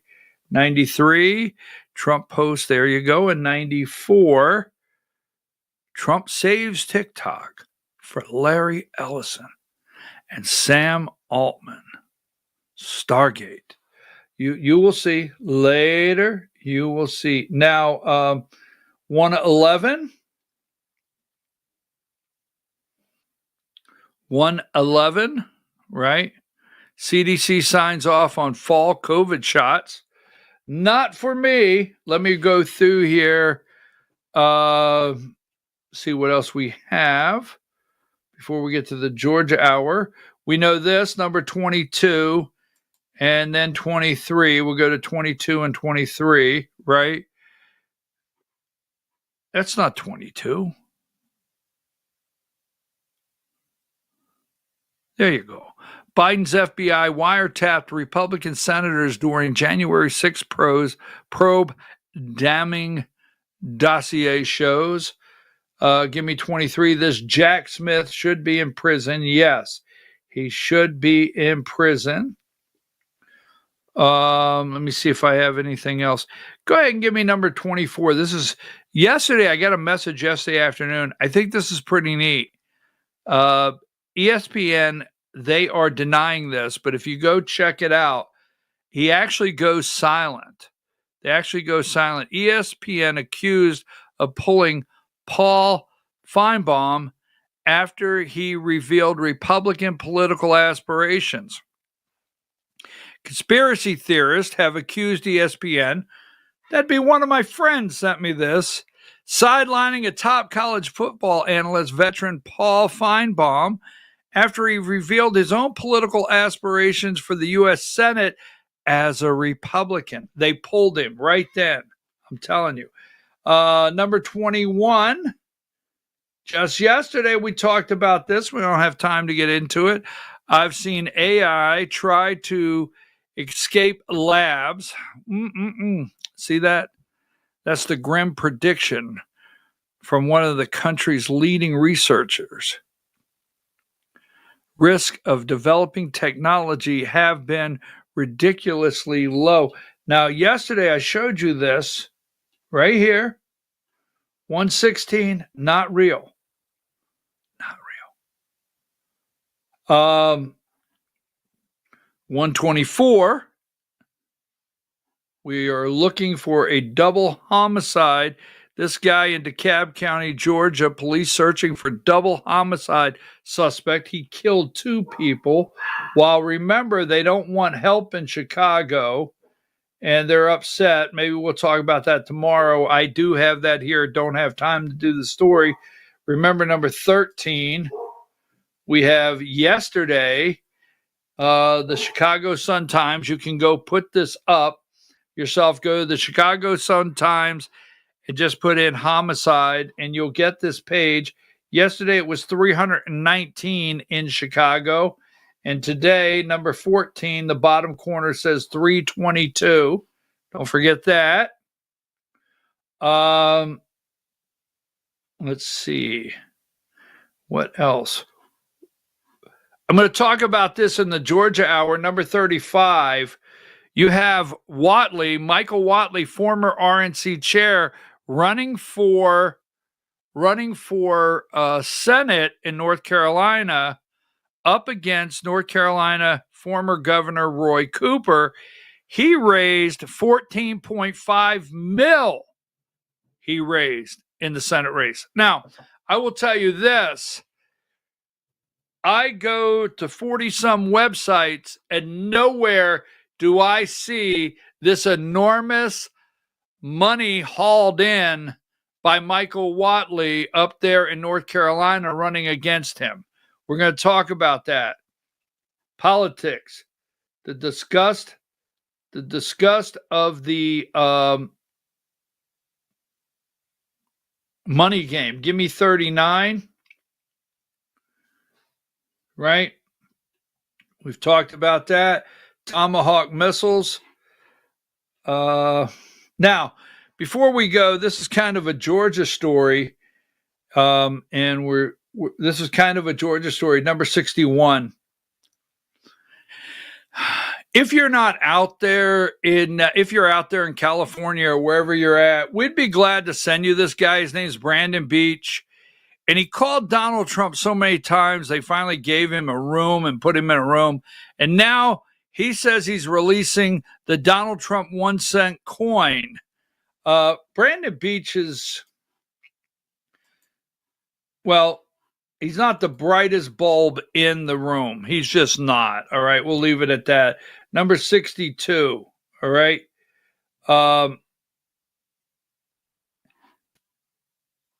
A federal law dated back to 1866.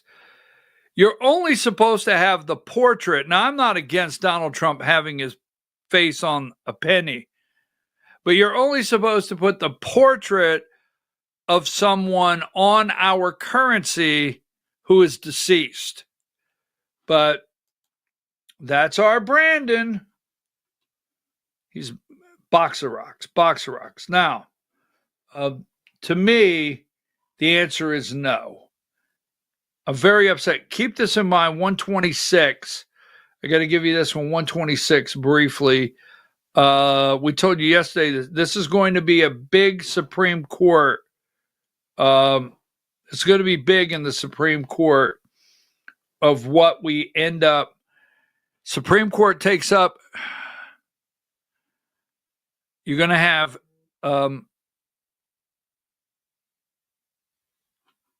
90. Give me 90. These are some of the cases. Trump's tariffs. Supreme Court's taking this up.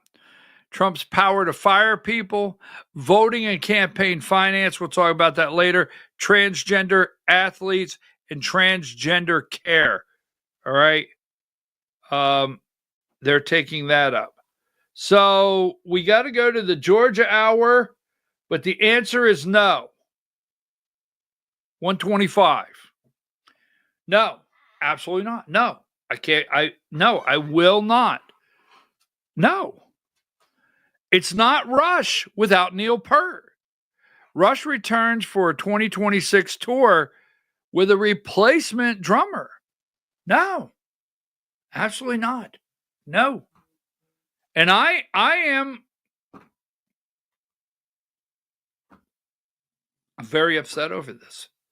But when I come back in 12 minutes, don't go anywhere. Be here. It'll be time for the Georgia Hour at 10 o'clock. Diane, take us out of here and get us ready. 10's on the way.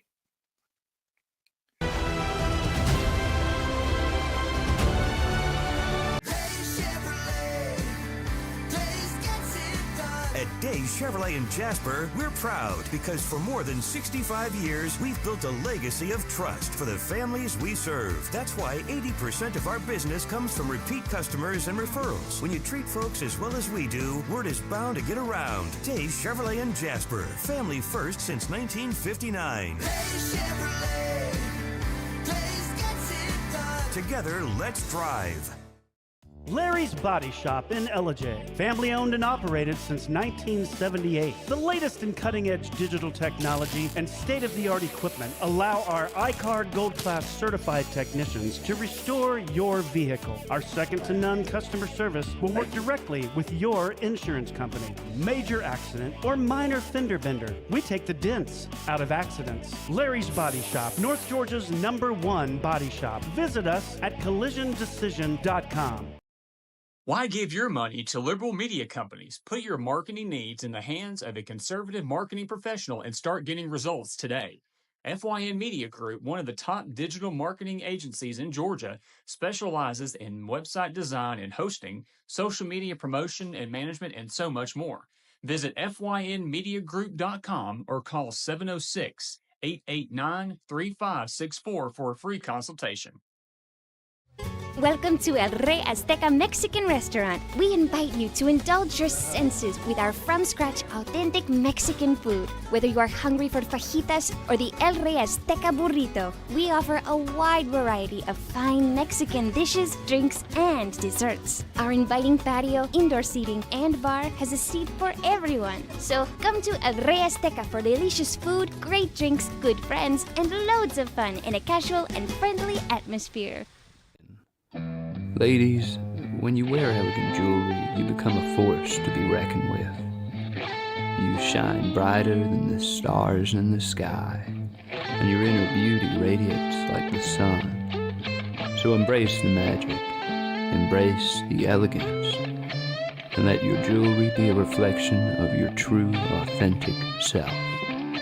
My friends over at North Georgia Diamond know what a woman wants. Go see them for the perfect gift.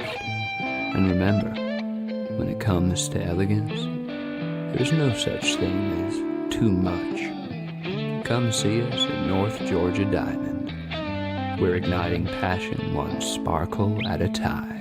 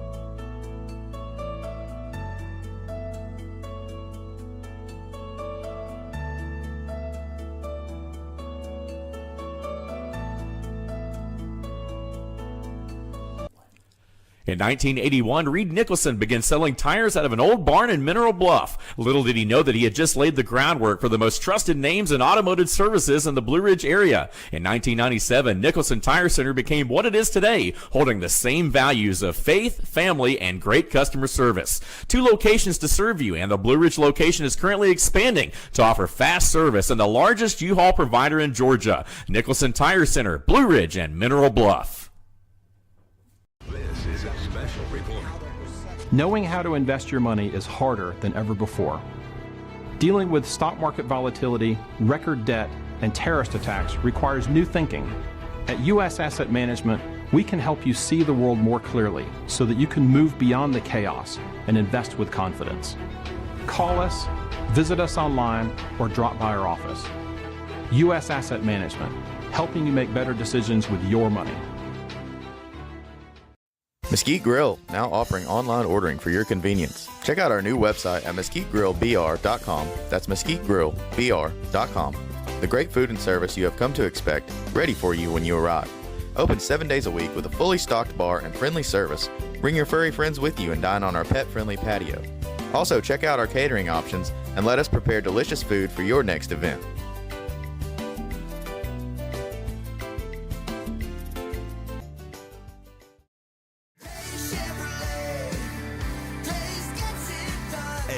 Chevrolet in Jasper, we're proud because for more than 65 years, we've built a legacy of trust for the families we serve. That's why 80% of our business comes from repeat customers and referrals. When you treat folks as well as we do, word is bound to get around. Dave's Chevrolet in Jasper, family first since 1959.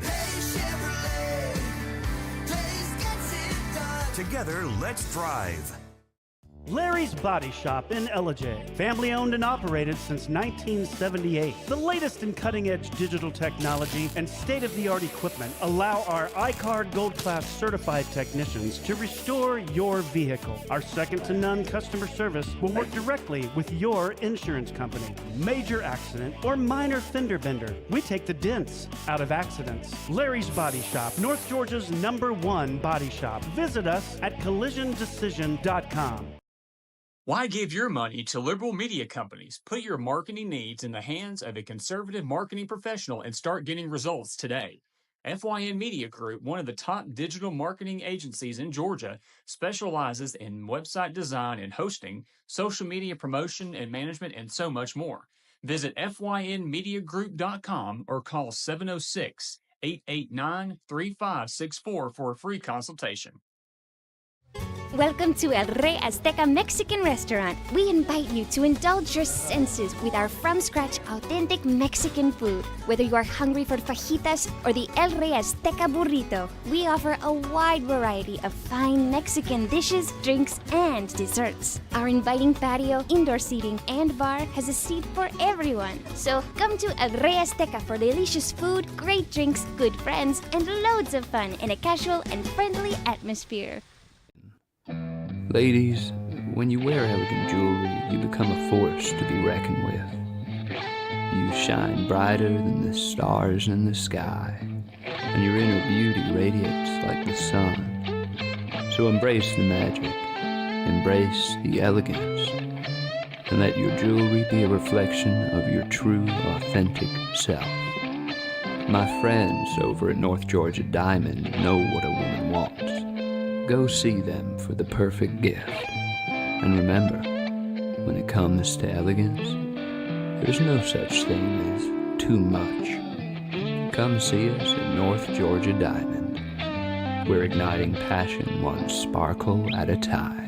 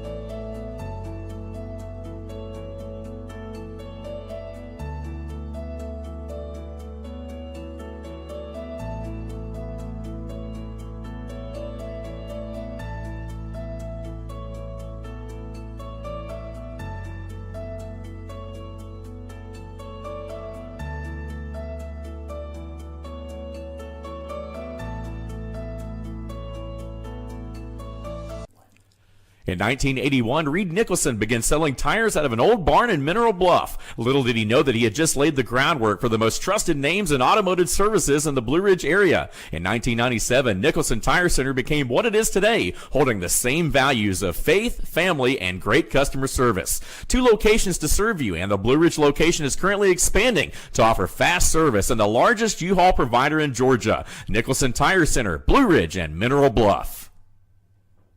This is a special report. Knowing how to invest your money is harder than ever before. Dealing with stock market volatility, record debt, and terrorist attacks requires new thinking. At U.S. Asset Management, we can help you see the world more clearly so that you can move beyond the chaos and invest with confidence. Call us, visit us online, or drop by our office. U.S. Asset Management, helping you make better decisions with your money. Mesquite Grill, now offering online ordering for your convenience. Check out our new website at mesquitegrillbr.com. That's mesquitegrillbr.com. The great food and service you have come to expect, ready for you when you arrive. Open 7 days a week with a fully stocked bar and friendly service. Bring your furry friends with you and dine on our pet-friendly patio. Also, check out our catering options and let us prepare delicious food for your next event.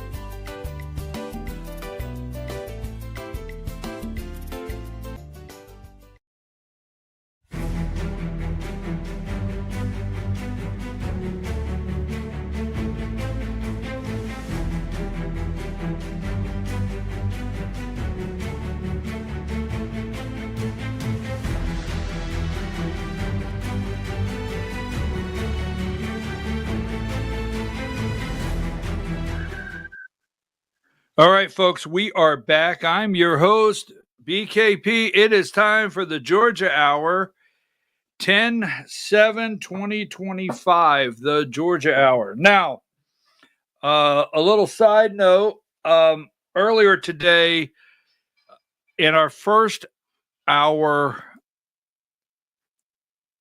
we had a pretty extensive MTG segment. So it was a national segment. The way we do it here is this hour we try to focus on just Georgia, what's going on in Georgia. And from 8 to 10 a.m., we focus on national stories. Well, MTG has become or inserted herself in a national story.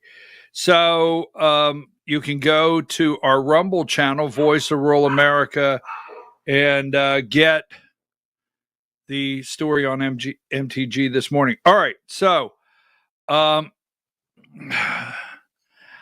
study politics, and I'm here in the morning to talk to you about politics. And I'm not here to carry anyone's water. And I mean that. There's not a candidate one. If for any reason I support a candidate or I like a candidate, I'm going to be very upfront with you. Why don't you see that many candidate interviews? I don't sell interviews. I've actually in the past had phone calls, how much to get an interview, and we do not, you can't purchase an interview on the show.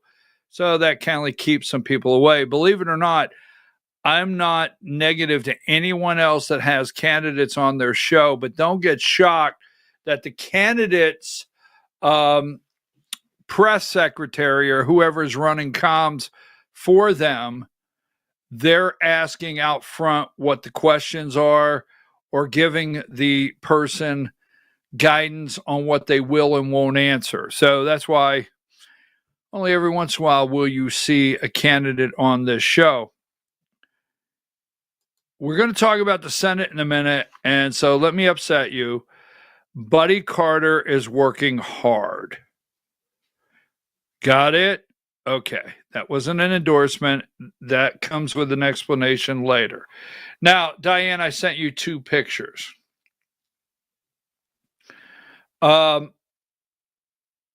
If you have those, I'm getting a lot of messages. So let me start out with this. 128. This is the Georgia Hour. Kelvin King has his campaign kickoff at the Battery. Now, this is Scott Howard, and Scott Howard has a Substack, and many of you now read your articles off of Substack. And this gentleman, I've known Scott for a long time. I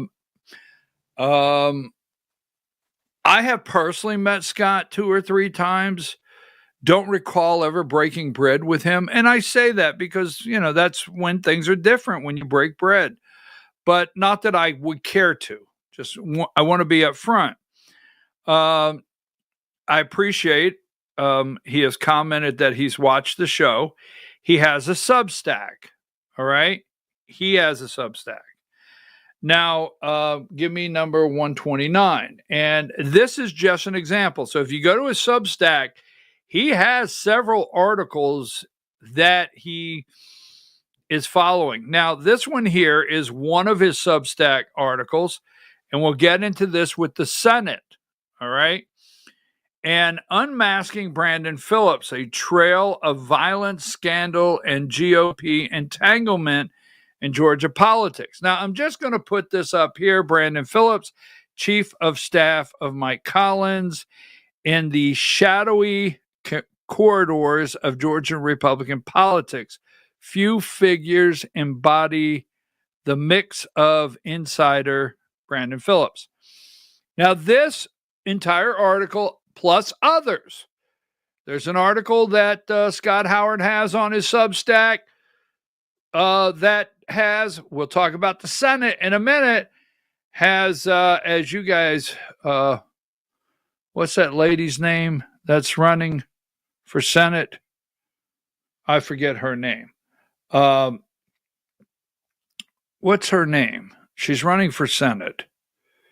You guys always get upset with me because I don't bring her up, but I will in a minute.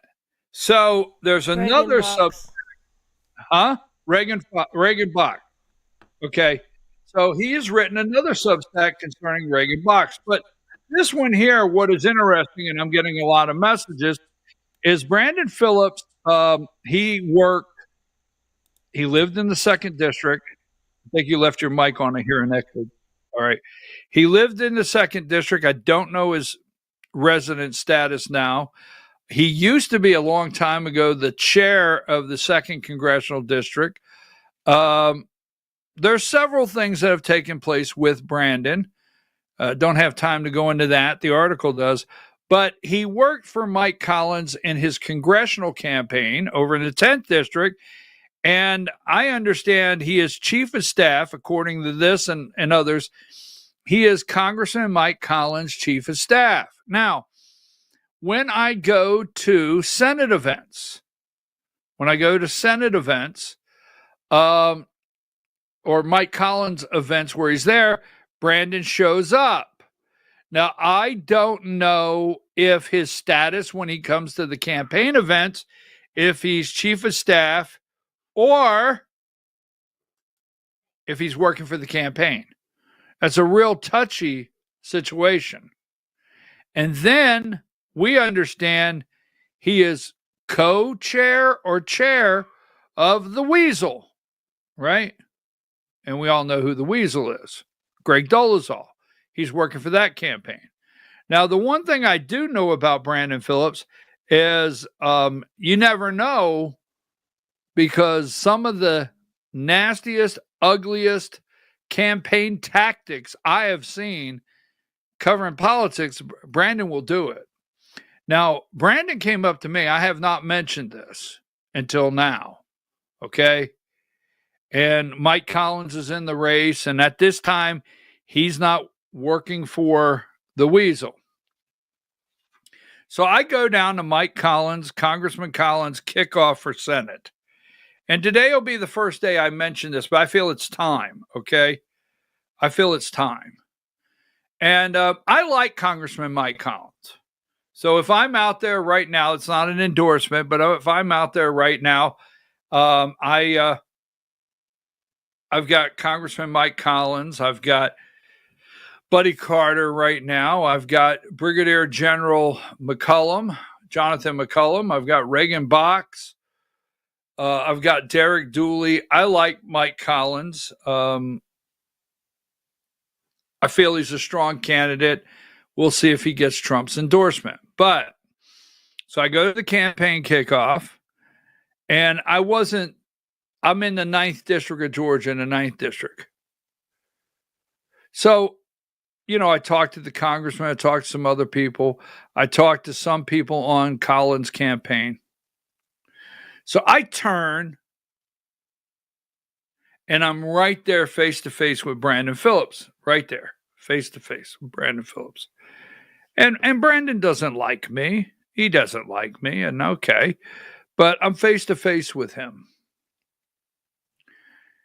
I stuck my hand out because I'm always the better guy. I know, I don't know how that sounded, but I am. I know how to act when I go somewhere. I can act like I've been somewhere before. And when I go to these things, I don't go in there to see if I can tangle or battle or spar with somebody. Absolutely not. Everybody in the room, I stay away from them. So I'm looking right at Brandon, and I stuck my hand out to shake his hand. Nothing. And I said, hey, I'm in the 9th district of Georgia, Congressman needs a little help up that way, and you need anything, get in touch with me. Just, pleasantry, throwing it out. I'm not going to be a jerk to you. He looks at me and he says, we didn't ask for your vote. That's what this guy says to me. He says, we didn't ask for your vote, which I vote legally. We didn't ask for your vote. We're going to win with or without you. So we don't need your help. I said, okay. I didn't say anything. I said, okay. I walked away. Okay, no problem. I mean, this will be, you go read the article. He's working for Greg Dolezal, the Weasel now, right? This will be probably something that could hurt Mike Collins' campaign on the right. So take that down. Scott Howard has a Substack. You can go and read all the articles there. He said he didn't ask for my vote. Okay. We're going to win with or without you. Okay, no problem. So take that down. Now, so I want to do Senate briefly because we have to get to some big news in Georgia that we're talking about today. But here is the Senate briefly. Now, campaign money is coming in, all right? It's coming in the reports. This is up in North Carolina, number 35, and there'll be a reason I put this up here, all right? Now, North Carolina Governor Roy Cooper raises $4.5 million for his Senate race. He's the former governor. He is running open Senate seat. And his opponent right now, he has a primary opponent, but is Trump-endorsed former RNC chair Michael Whatley.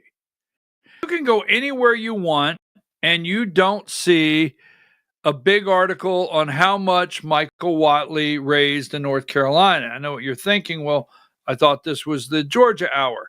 There's a reason, okay? A reason. Now, give me number 11. Let's go to Georgia. Now, the AJC is really looking forward to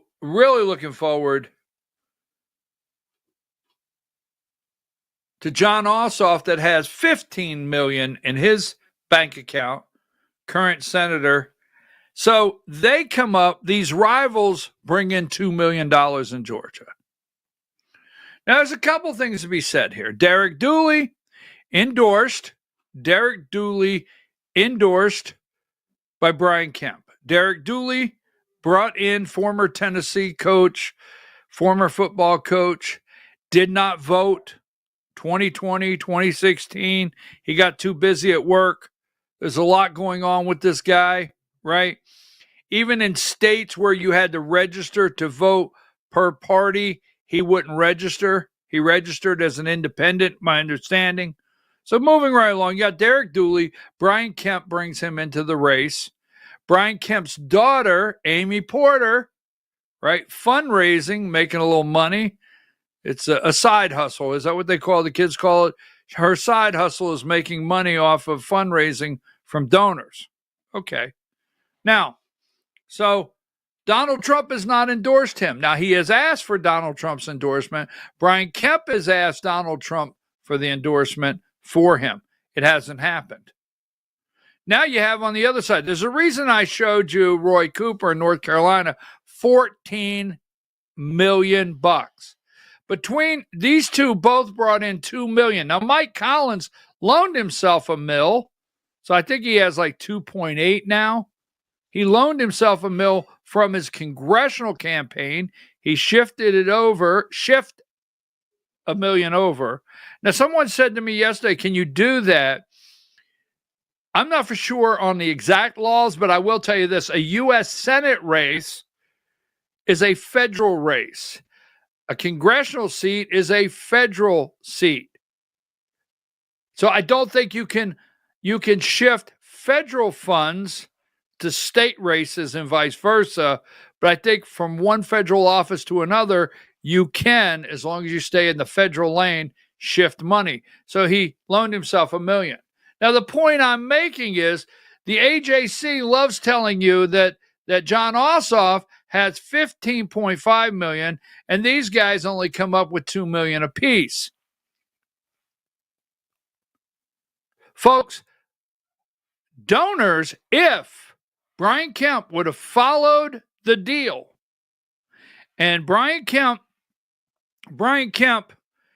and Donald Trump would have found a mutual candidate to endorse, the donors would have already ponied up money, and you would have, against John Ossoff, you'd have a candidate right now that had 10, 15 million bucks. But instead, you got two candidates, one from Brian Kemp, one a congressman that sells himself as MAGA, Mike Collins, with an Achilles heel, Brandon Phillips. So a lot of people are out there saying, hey, if Mike Collins wins the primary, he can't win the general election. That's what is said, right? And then if Derek Dooley wins the primary, he can't win the general election. MAGA won't come out and support him. I don't know. So is all of this laid out? Is all of this laid out to keep John Ossoff? I'm just saying. Now, this guy I want to throw in here, we're going to stop talking about the Senate for a minute. I'm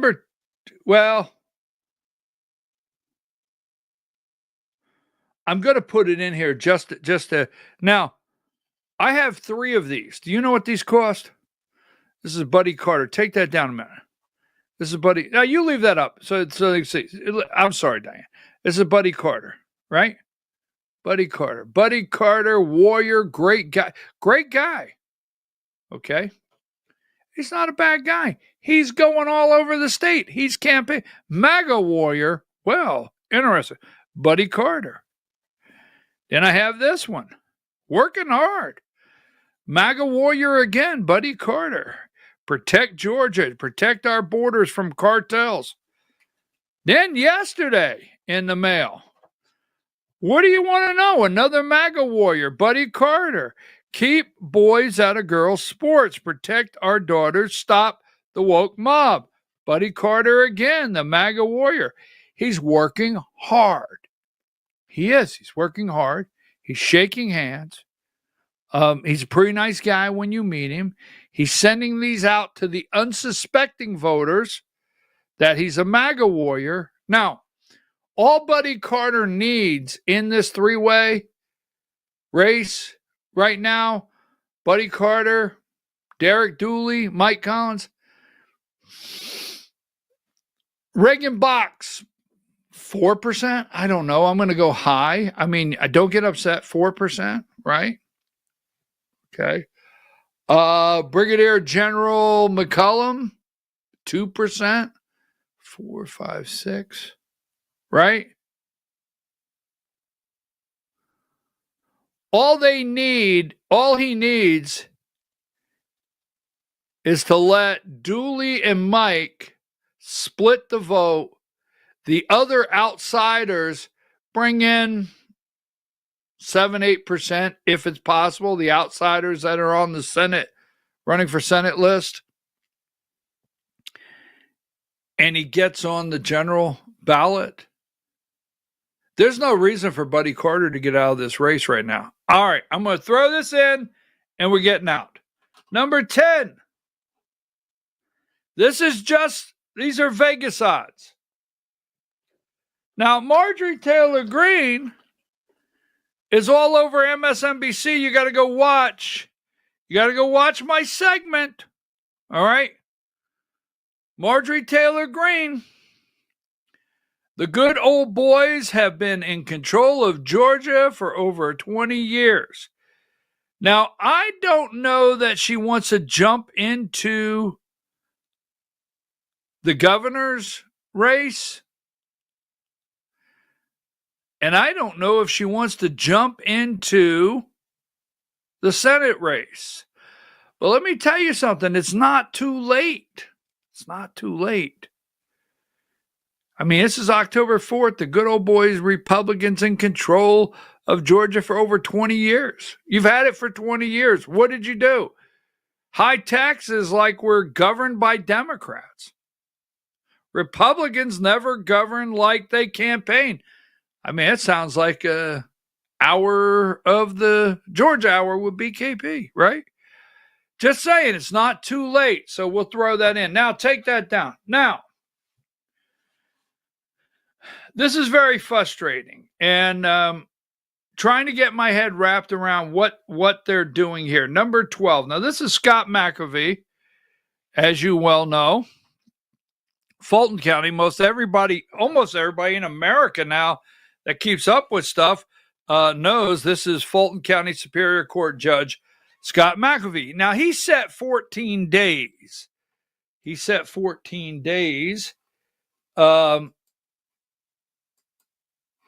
Always remember something in Georgia. Someone's driving the car. Someone is driving the car. And no matter what anybody says to you, don't believe that there's no coincidence here. There's a reason something's going on. But as you well know, the case has been taken away from the Fulton County District Attorney's Office, Fonnie Willis. And then sometime in November, the weasel, Greg Dolezal, is going to chair a committee and bring Fonnie Willis in, and has no effect whatsoever, so they can have a political stunt. He needs one. Now, Greg Dolezal, the weasel, we'll go into that a little more. He needs a good political stunt, and that's going to come in November when he's going to question as though he's got some power. Let me look at the camera and tell you something. Between the governor's office and the weasel bragging, the lieutenant governor's office, the Speaker of the House of Georgia, the Attorney General's office, somewhere, somehow, this could have been stopped before it ever started. Could have been stopped. Because the Joe Rossi, Kevin Moncla case, which actually even Brian Kemp is aware of, he knows this, that, I don't want to quote, he called it inconsistencies. That case alone was enough to call a special session. That case alone was enough for Brian Kemp to get involved. Brian Kemp is the most powerful governor. The Georgia governor's office is the most powerful governor's office in the US of A. One of the. If you've noticed, Kemp has the power when he wants. But then when he doesn't want, he always comes out to the camera and says, I'm going to follow the Constitution of Georgia. Garbage. Now, going back here. The Weasel in November, and we'll be there to pay attention to it. A nonpartisan state agency has only 14 days to name a new prosecutor to lead the Fulton County election interference case involving President Trump. Fulton County Superior Court Judge Scott McAfee laid out a tight deadline for the prosecuting attorney's counsel to find someone else to take the case or it's dismissed. So give me number 18.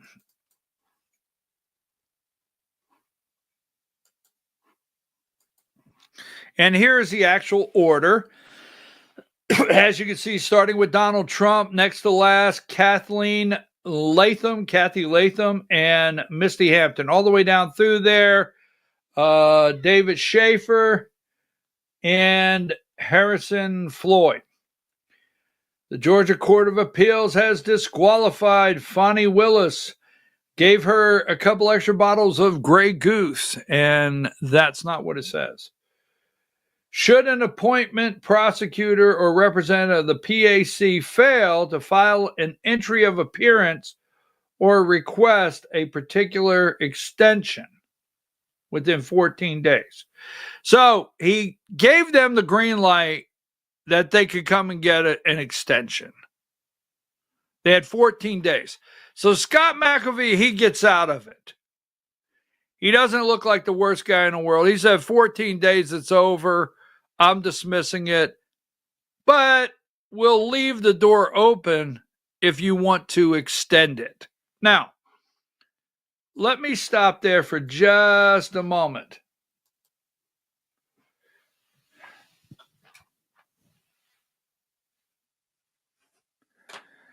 So you have President Donald Trump, right?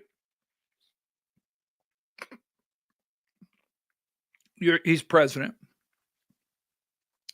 You have the court system say in Georgia, Fani Willis, Fulton County, cannot continue this case.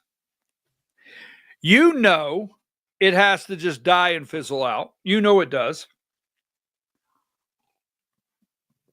We're here in Georgia. We have a Republican governor, Republican lieutenant governor. Now, if it's out there and I missed it, send it to me. But I'm looking all over X. I have notifications. I have three things. I have notifications. I have you, the research team. Well, you guys send me everything moving. Right? And then I look around myself. So could you look around today to see Lieutenant Governor Burt Jones push back on this? What I'm about to tell you?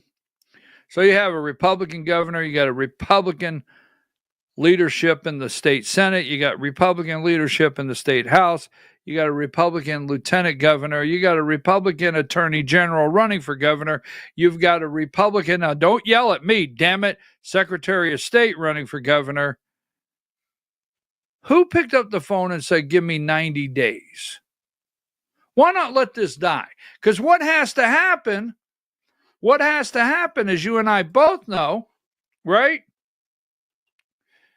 That what has to happen is another district attorney has to say, yes, I want this case in my office, right?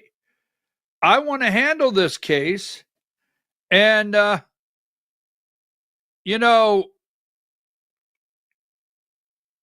I think there should be an extension. What? So I had it here a minute ago.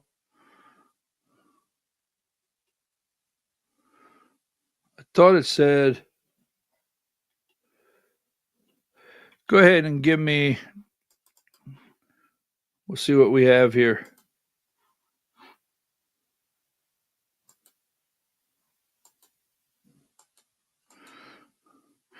$63. So Peter can't pronounce his last name or see his last name. I got to come up with them glasses. The head of the state agency assigned with picking the new prosecutor for the Fulton County election interference case is asking for more time. Yeah. It goes away 14 days. It just goes away. It needs to go away. It needs to go away in Georgia. It does not need to be there, right? Peter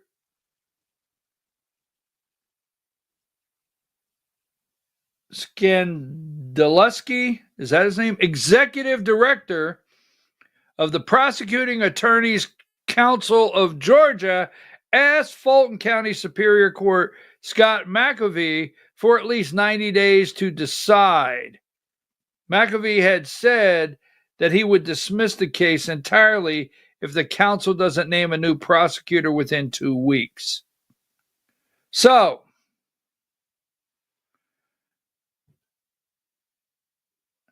our colleague, he said likely wouldn't find many takers as he searches for a new prosecutor to replace Willis. The case involves more than a dozen defendants, including President Donald Trump. Now, that being said, why would you go ask? Now, the very minute, now this guy knows the very minute that Fonnie Willis has pulled off the case, it's going to come to his office. And he knows he can get a call from Attorney General Chris Carr or get a call from the governor. Absolutely. Brian Kemp picks up the phone and calls this guy and says, or has someone call. We'll put it like this, has a circle, has someone call and say, you know, I was with Governor Kemp last night and boy, he was talking about maybe this thing should just die and let's get it over with and get it out of our way and we don't talk about it anymore. Wink, wink. Who told this guy? Because remember, and we'll leave it at that, right? We'll leave it at that. 18.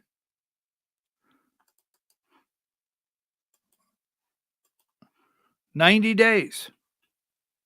Should an appointing prosecutor fail to file an entry appearance or request for, an extension? The request for an extension, the door is open. They want 90 more days. Now, I have not read where Scott McAvee, the judge, has granted that, but it's in the order, so I don't see where he can get out of not giving them 90 days to find someone else. Now, I don't know if they want to say they really tried, make it look like they tried to get somebody to take it. I'm not for sure, but why this is not gone, mystery to me. Well, it's a slight mystery. Now, I want to just make this comment before I move on. Keep in mind, Democrats are definitely working hard to get candidates in all the races that are viable. And what do I mean by that? They have candidates in the governor's race, lieutenant governor. Now go down to the labor secretary, number 58. Now remember, our good friend, all of us across the state of Georgia and many of you across the country that was able to meet our labor secretary, Bruce Thompson, died of cancer. A good guy, just a good guy. He really, everybody liked Bruce. Bruce was MAGA. He wore the MAGA well right out there on his sleeve. But that being said, Bruce died of cancer. Governor Kemp, Holmes defends brief tenure as Democrats eye labor commissioner post. Now, you do need to know this. Kemp, in the background, who appointed her, when I say everybody, everyone in her area knows Holmes, the only Republican and heavily favored in the race, told the Atlanta Journal-Constitution that her efforts to modernize the department are underway. So we went from Bruce Thompson, MAGA. I'll never forget when Bruce Thompson took the labor secretary's job and he went in there and he took the job and he went in there. Nobody was coming to work. I'll never forget this. Nobody was coming to work. They were still working from home. Parking lot was empty. And he just told them, he said, you come to work. You don't work from home. You come to work. You come to the office or your ass is fired. That's exactly what he said at something one night. And he had me right there. He walked in to a tough situation. He told him, so you come back to work or your ass is fired. Now, the reason I say that, Republican Barbara Rivera Holmes has only held the position as head of the Georgia Department of Labor since April, and now she'll have to defend her tenure leading an agency fraught with challenges against a growing field of Democrats. Now, what you have to remember with her, okay, is she is a Democrat. That's not a growing field of Democrats. She is a Democrat. She's the former chair of the Albany, Georgia Chamber of Commerce. Everybody knows she's a Democrat. So, I mean, I don't know why Democrats are looking to try to corner this seat when they already have a Democrat in there. I understand. Some may have gotten upset with me. Now, this is the ultimate purchase of a congressional seat. I just got to put this one out here for a reason. Number 65. All right.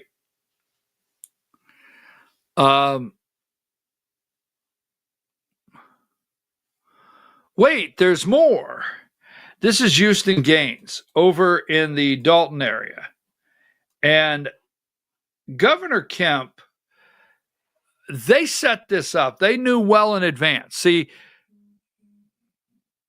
I'm not going to get many people to admit to this. But see, the 10th district is Mike Collins, okay, running for Senate. I'm not going to get anyone to admit to this, but I'm going to roll it out. And I hope you're ready for it, all right? And I'm going to get called just the biggest liar. But when I get done, this is going to make a lot of sense to you. When the 10th district was open last time, Jody Heiss, chairman or congressman from the 10th district, ran for Secretary of State. It was open. Mike Collins ran. Vernon Jones ran. There was about 8 people in the race. I mean, it was a really hotly contested 10th district race. And Mike Collins won the primary. Now, if you win the primary in the 10th district, you've won. Now, Georgia, we have the lines drawn to where they're safe seats. So the 10th, pretty much a safe seat for now to be Republican. So you just got to fight that primary battle. And it was a tough one for Mike Collins. He didn't get endorsed by Donald Trump in the 10th district. Vernon Jones got endorsed. He went into a runoff because of all the candidates in there, but he finally prevailed. 7, 8 candidates. Now, 1st district has several candidates. I'm going to talk about the 1st district in just a minute, congressional district. Now, the 10th district is also where Brian, Marty, and the girls live. Marty Antoinette Kemp. It's where Marty, Brian, and the girls live in the 10th district. In fact, Mike Collins is their congressman. So, what I'm going to lay out that no one is going to back me on is Mike Collins has been working on, hopefully, the Brian Kemp, Donald Trump endorsement. 10th district, remember. So Collins shares with Kemp early on, I'm going to run for Senate. Early on. I would not have done that. I would have kept Brian Kemp waiting. But Brian Kemp basically goes to Mike Collins. Ooh, again, they're going to call me a liar. It says, look, are you going to run for Senate? Mike Collins thinks, you know what? I'll tell Brian Kemp way in advance. I'll lay it out. Let's keep this here, but I'm going to run for Senate. And then that way, he will be happy with me. He will like that I tipped him off. He will help endorse me with President Trump. But it backfired on Collins. Collins leaked to Kemp. He was running for Senate way in advance before anybody else. Kemp, this is my opinion, clearly my opinion. Attorneys are standing by. Kemp, make sure that this guy has a clear sailing. Yes, Houston Gaines, right? Clear sailing. Now you have the 10th district. Paul Brown always runs for the 10th district. Vernon wanted to run for the 10th district. But by time Mike Collins announced he's running for Senate and the seat opened, this guy, Houston Gaines, this is what I call truly purchasing a clear path with no pressure congressional seat in Georgia. Marjorie Taylor Greene didn't get that in the 14th. Andrew Clyde didn't get that in the 9th when it opened up, and they're not giving it away down there in the 1st district. But Brian Kemp's district, the 10th district, not blaming this on Mike Collins, is definitely a district, the 10th district of Georgia, where, my opinion, the congressional purchase was made. The great congressional purchase was made. He has no primary opponents. And on top of that, here's the little icing on the cake for Houston. Republican State Rep Houston Gaines raised $1.3 million in 2 months for an open North Georgia U.S. House seat. He'll report $1.2 million in cash on hand in the Georgia Congressional 10th District. Now, the guy in 2 months pulled out $1.2 million for a congressional seat that he has no opponent.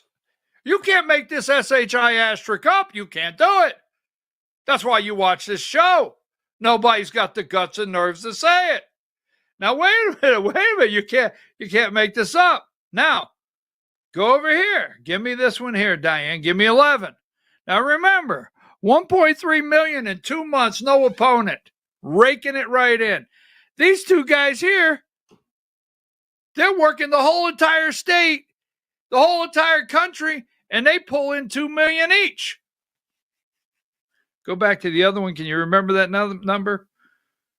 But if you have no opponent and you have no Democrat opponent and you really don't have to spend your money, you wonder if we need campaign finance? Number 65? I'm just telling you can't make this up. What's he going to do with all that money? I mean, I don't know. Maybe he can take a trip. Just say it. Go to the movies. I don't know. Because it's a lock. Once he wins, he won't have an opponent. So, just by the way, wow, no opponent. This is the best congressional purchase. Okay? I mean, we didn't even do as well buying Alaska or the Louisiana purchase. This is the best congressional purchase in America today. This is it. Brian Kemp's district. That's where they live. And the girls. All right, so 64. Let's go to the 1st district. Oh, man. Now, this is Jim. I know Jim. I met Jim years ago when his dad, Jack Kingston, correct me if I'm wrong, Jack Kingston represented the 1st district for 17 years. In 17 years. Okay. And Jack left that seat open. Oh, wait a minute. Buddy Carter. That's Buddy Carter. So Jack Kingston represented the 1st District for 17 years. He left it open to run for Senate. He lost in the Senate primary in a runoff against David Perdue. David Perdue is who ended Jack Kingston's political career. Buddy Carter took over the 1st District. Same thing, Buddy Carter's stepping out, and he's running for Senate. So this is Jack's son, Jim. Now, I like Jim. I've met Jim. I don't know much about Jim. I don't think he is really the guy to take the 1st District or the MAGA message to D.C. It would be about time for the 1st District to really have a conservative MAGA go to D.C. Now, but name. So Jim Kingston's campaign for Georgia, 1st Congressional District, said it raised more than $400,000 in the 3rd quarter, leaving the campaign with more than $1.1 million cash on hand. All right. Now, Kingston, the son of former U.S. Rep. Jack Kingston, is running for his father's seat. The current occupant, Buddy Carter, is running for Senate. The race has attracted at least a dozen candidates so far. All right. Yes, at least a dozen candidates. Chatham County Commissioner Pat Farrell and 1st Congressional District GOP Chair Candace Taylor. Now, Candace, I understand Candace is basically in tears. Now, that's what I was told, okay? Now, I don't hate anybody, and I'm going to be very clear, very clear. We grew up in a house where you did not discuss hating anybody, or if you said you hate your sister or your brother. The point I'm really making is I hate no one, okay? Candace, to my knowledge, made a lot of deals, and one of them was to get rid of me.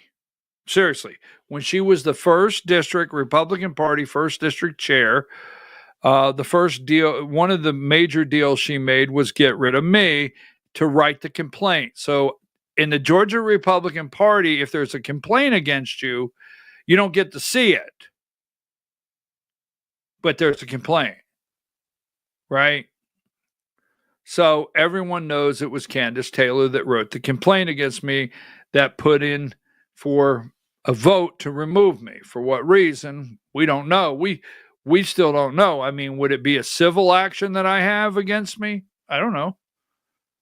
But that being said, Candace did that. Now, Candace made a lot of deals that I have been told. And that's a question mark, Candace. So when you're out there and you're squalling and bawling and yelling and telling people that, the bad guy in North Georgia is saying things that's just not true.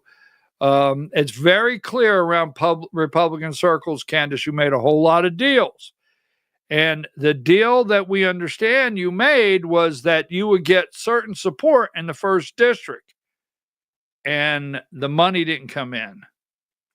You were supposed to get all this cash, all this support, all this backing, and the 1st District was going to be yours if you blank didn't come in. So I understand Candace Taylor, she ran for U.S. Senate, she ran for governor, and now she's running for 1st District. I am not supporting Jim Kingston. I want to be very clear. The race has attracted at least a dozen candidates, right? And I think it's a little, when I say arrogant, I think it's a little arrogant, but hold on, I want to get this one sentence out of here because I've got really 2 more Georgia stories I've got to go with. Every time I see Brandon Beach, I think about what a dumbass. I mean, I really do. I'm sorry. He is. Did anybody ever see The Ringer? Right? I know. God almighty. Did you see the movie The Ringer? Right? This will end my career. You remember when the guy showed up at the uncle and they said, well, what's wrong with the guy? And he says he's moronic. That's all I'm saying. You remember that? That's all I'm saying. Right? A memo from Kevin Jackson,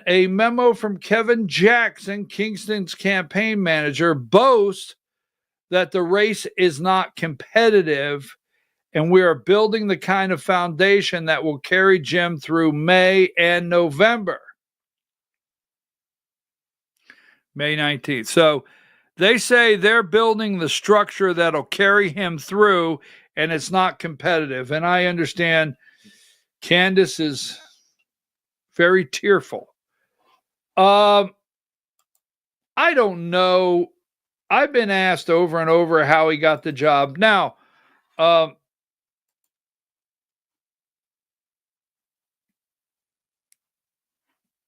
so here's what happened. Give me 61. Let me tell the story.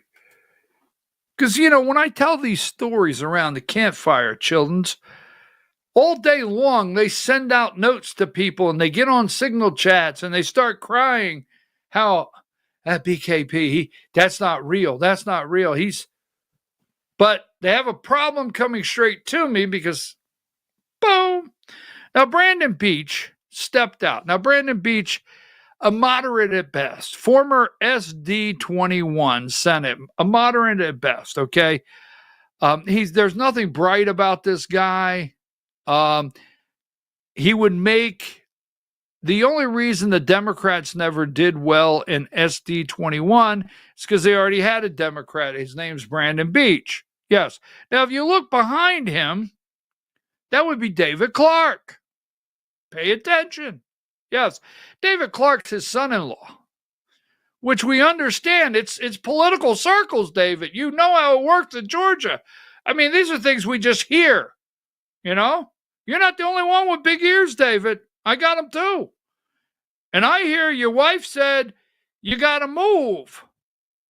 And you said, well, I'll run for lieutenant governor. I don't know, but there's a lot going on. But that's David Clark. That is Brandon's son-in-law. Now, here's what happens. SD21 has been represented by a Democrat, Brandon Beach, posing as a Republican. Now, when the 2020 election comes through, they needed some senators. They needed some senators to make the noise. They needed some senators to sponsor people coming in, hold committee hearings. They needed some senators to go to the media and support Trump. And some of these senators, actually to their credit, we'll give them that, are thinking, you know what? This goes to David Schaefer. I mean, David Schaefer thought he was headed to Washington, D.C.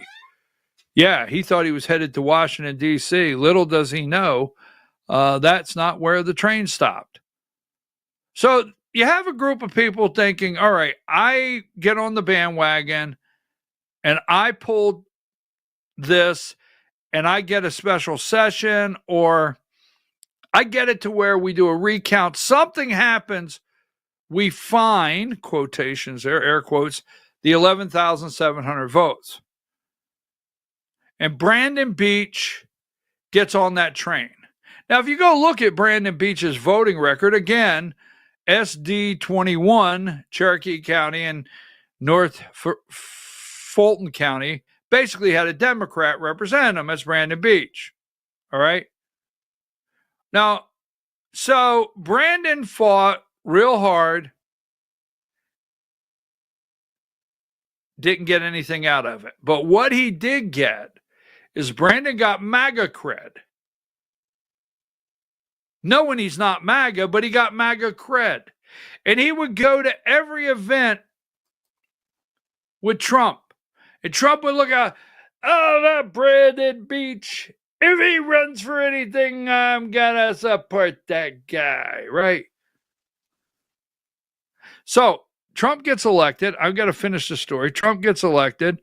This is another one. They're going to swear, oh, he just makes this up. Well, I'll tell you what, they're damn good stories, aren't they? So he gets elected. Trump does. And he's putting his cabinet together. And this guy keeps calling, right? You remember the guy in Goodfellas that kept going to Jimmy for his money? Jimmy, I need my money. Remember that? Kept going to Jimmy. He wanted his cut. Brandon Beach would not leave the Trump administration, the transition team, alone. Wouldn't leave him alone. All right. So they said, okay, so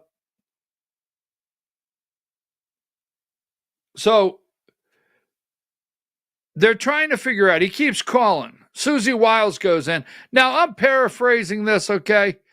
You ever watch a true story and they say, it's been tweaked a little bit for your enjoyment? You know that. This is a true story. This is based on a true story. We're going to tweak it a little bit so you enjoy it. It's not boring. So you got Susie Wiles going in. That damn Brandon Beach, he keeps calling. He keeps calling. Trump's like, what can we give him that he feels great, feels like he's doing something, and basically he's in a room with a telephone and he can't bother anything? You can give him Treasury. He gets all pumped up. He gets to put his name. He gets to sign the bills, right? We put him in a room with a telephone. He signs his name one time. It goes on the print. And he just sits there. Can't harm anything. Give it to him. I like it. Give it to him. He's not a bad guy. So the guy finally gets to D.C. after aggravating the hell out of them, right? Now, he kept down in Atlanta under the Gold Dome. Hey, sooner or later, I'm going to D.C. Now, David Clark's his son-in-law. That's a story for another day. All right. Now, so give me number 62. So Brandon proposes a 1 cent Trump penny, right? A penny. 1776 to 2026. In God we trust, right? He wants a penny. At times, it seems like President Donald Trump's political appointees are competing to see who can produce the most ardent display of loyalty. Brandon Beach, a former Georgia state senator, just played his Trump card. Now, he wants this for the 250th anniversary. There's only one problem. But other federal laws could pose a problem. A law dating back to 1866 says only the portrait of a deceased individual may appear on United States currency and securities. So they got to get that figured out before they can start printing this penny that Brandon Beach wants to honor President Trump with 250 years. Number 59, we'll be talking about this one tomorrow in great length. We got 3 minutes. Chris Carr strikes different tone with Trump loyalist in GOP governor's race. We are going to go into that tomorrow. There'll be some other things to tie up with that. We know this right here. You got number 3, the albino rhino. Right here he is. And remember, I know I have it here somewhere.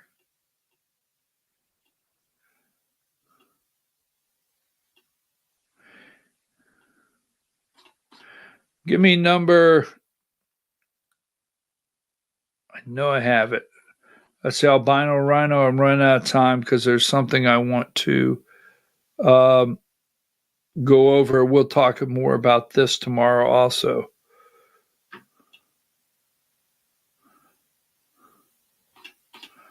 There it is, number 5, right next to it. They're next to each other, and I'm losing. There's the albino rhino. As you well know, 61 violations. And The State Ethics Commission expanded an investigation of political contributions. The Georgia Republican Assembly PAC with 61 violations, it's now been moved to the Georgia Republican Assembly, Inc. Now, they are in tears over at the GRA. This is their response. Give you this one. And then, boy, we got 3 to do tomorrow. Here's 66. How about that school district? We're getting ready to go there right now. GRA board calls out political harassment from the State Ethics Commission. 67, we'll go into it in detail. Here is their statement. The GRA calls out political harassment from the State Ethics Commission in a blatant act of political retaliation. The Georgia Republican Assembly is being targeted. So what you're saying is just because no one fell for GRA PAC and GRA and Brant Frost and Timothy Nathaniel Darnell and Alex Johnson, who is an attorney, just because no one fell for those were separate. Let's go deeper into that tomorrow. Now, so I watched this video the other day, right? I watched this video the other day, and this is nationwide. This is happening nationwide. And we'll go into it in just a minute. But this is a nationwide. So give me number 69. And I'll go a little closer tomorrow on this. We're going to run through this. Dublin City School Superintendent announces retirement. Fred Williams, right? Fred Williams, who had served as the superintendent for the past decade, announced his retirement amidst the Dublin City Schools financial crisis. So, Dublin City School financial crisis. So, what is the financial crisis? So, give me number 68.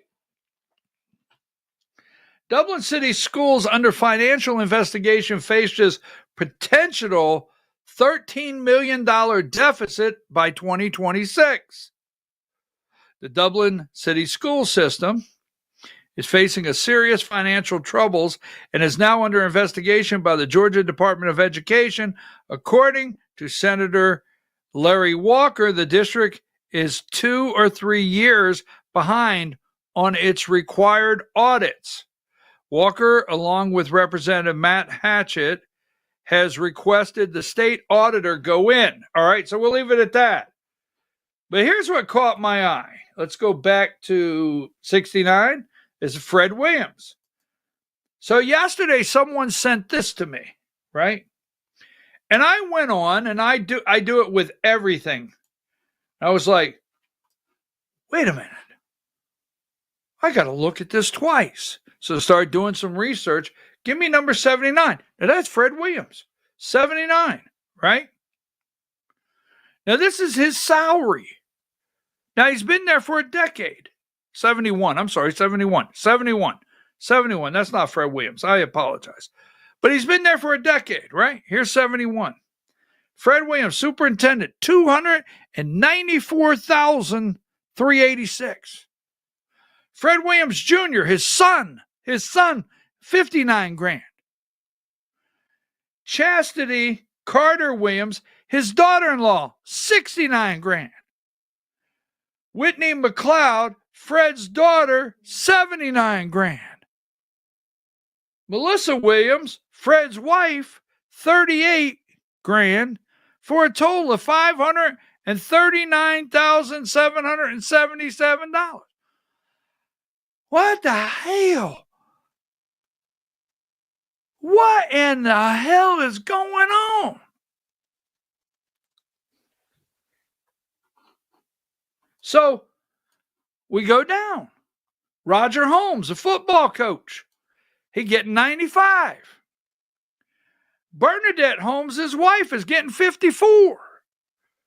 Is that Riddy Holmes? Roger's son, 78. Well, actually 79. Sarah Jane Hooks Holmes, Roger's daughter-in-law, 62. The Holmes family is getting $290,983. James Benjamin Lanier is board member Lanier's son, and he's getting 104.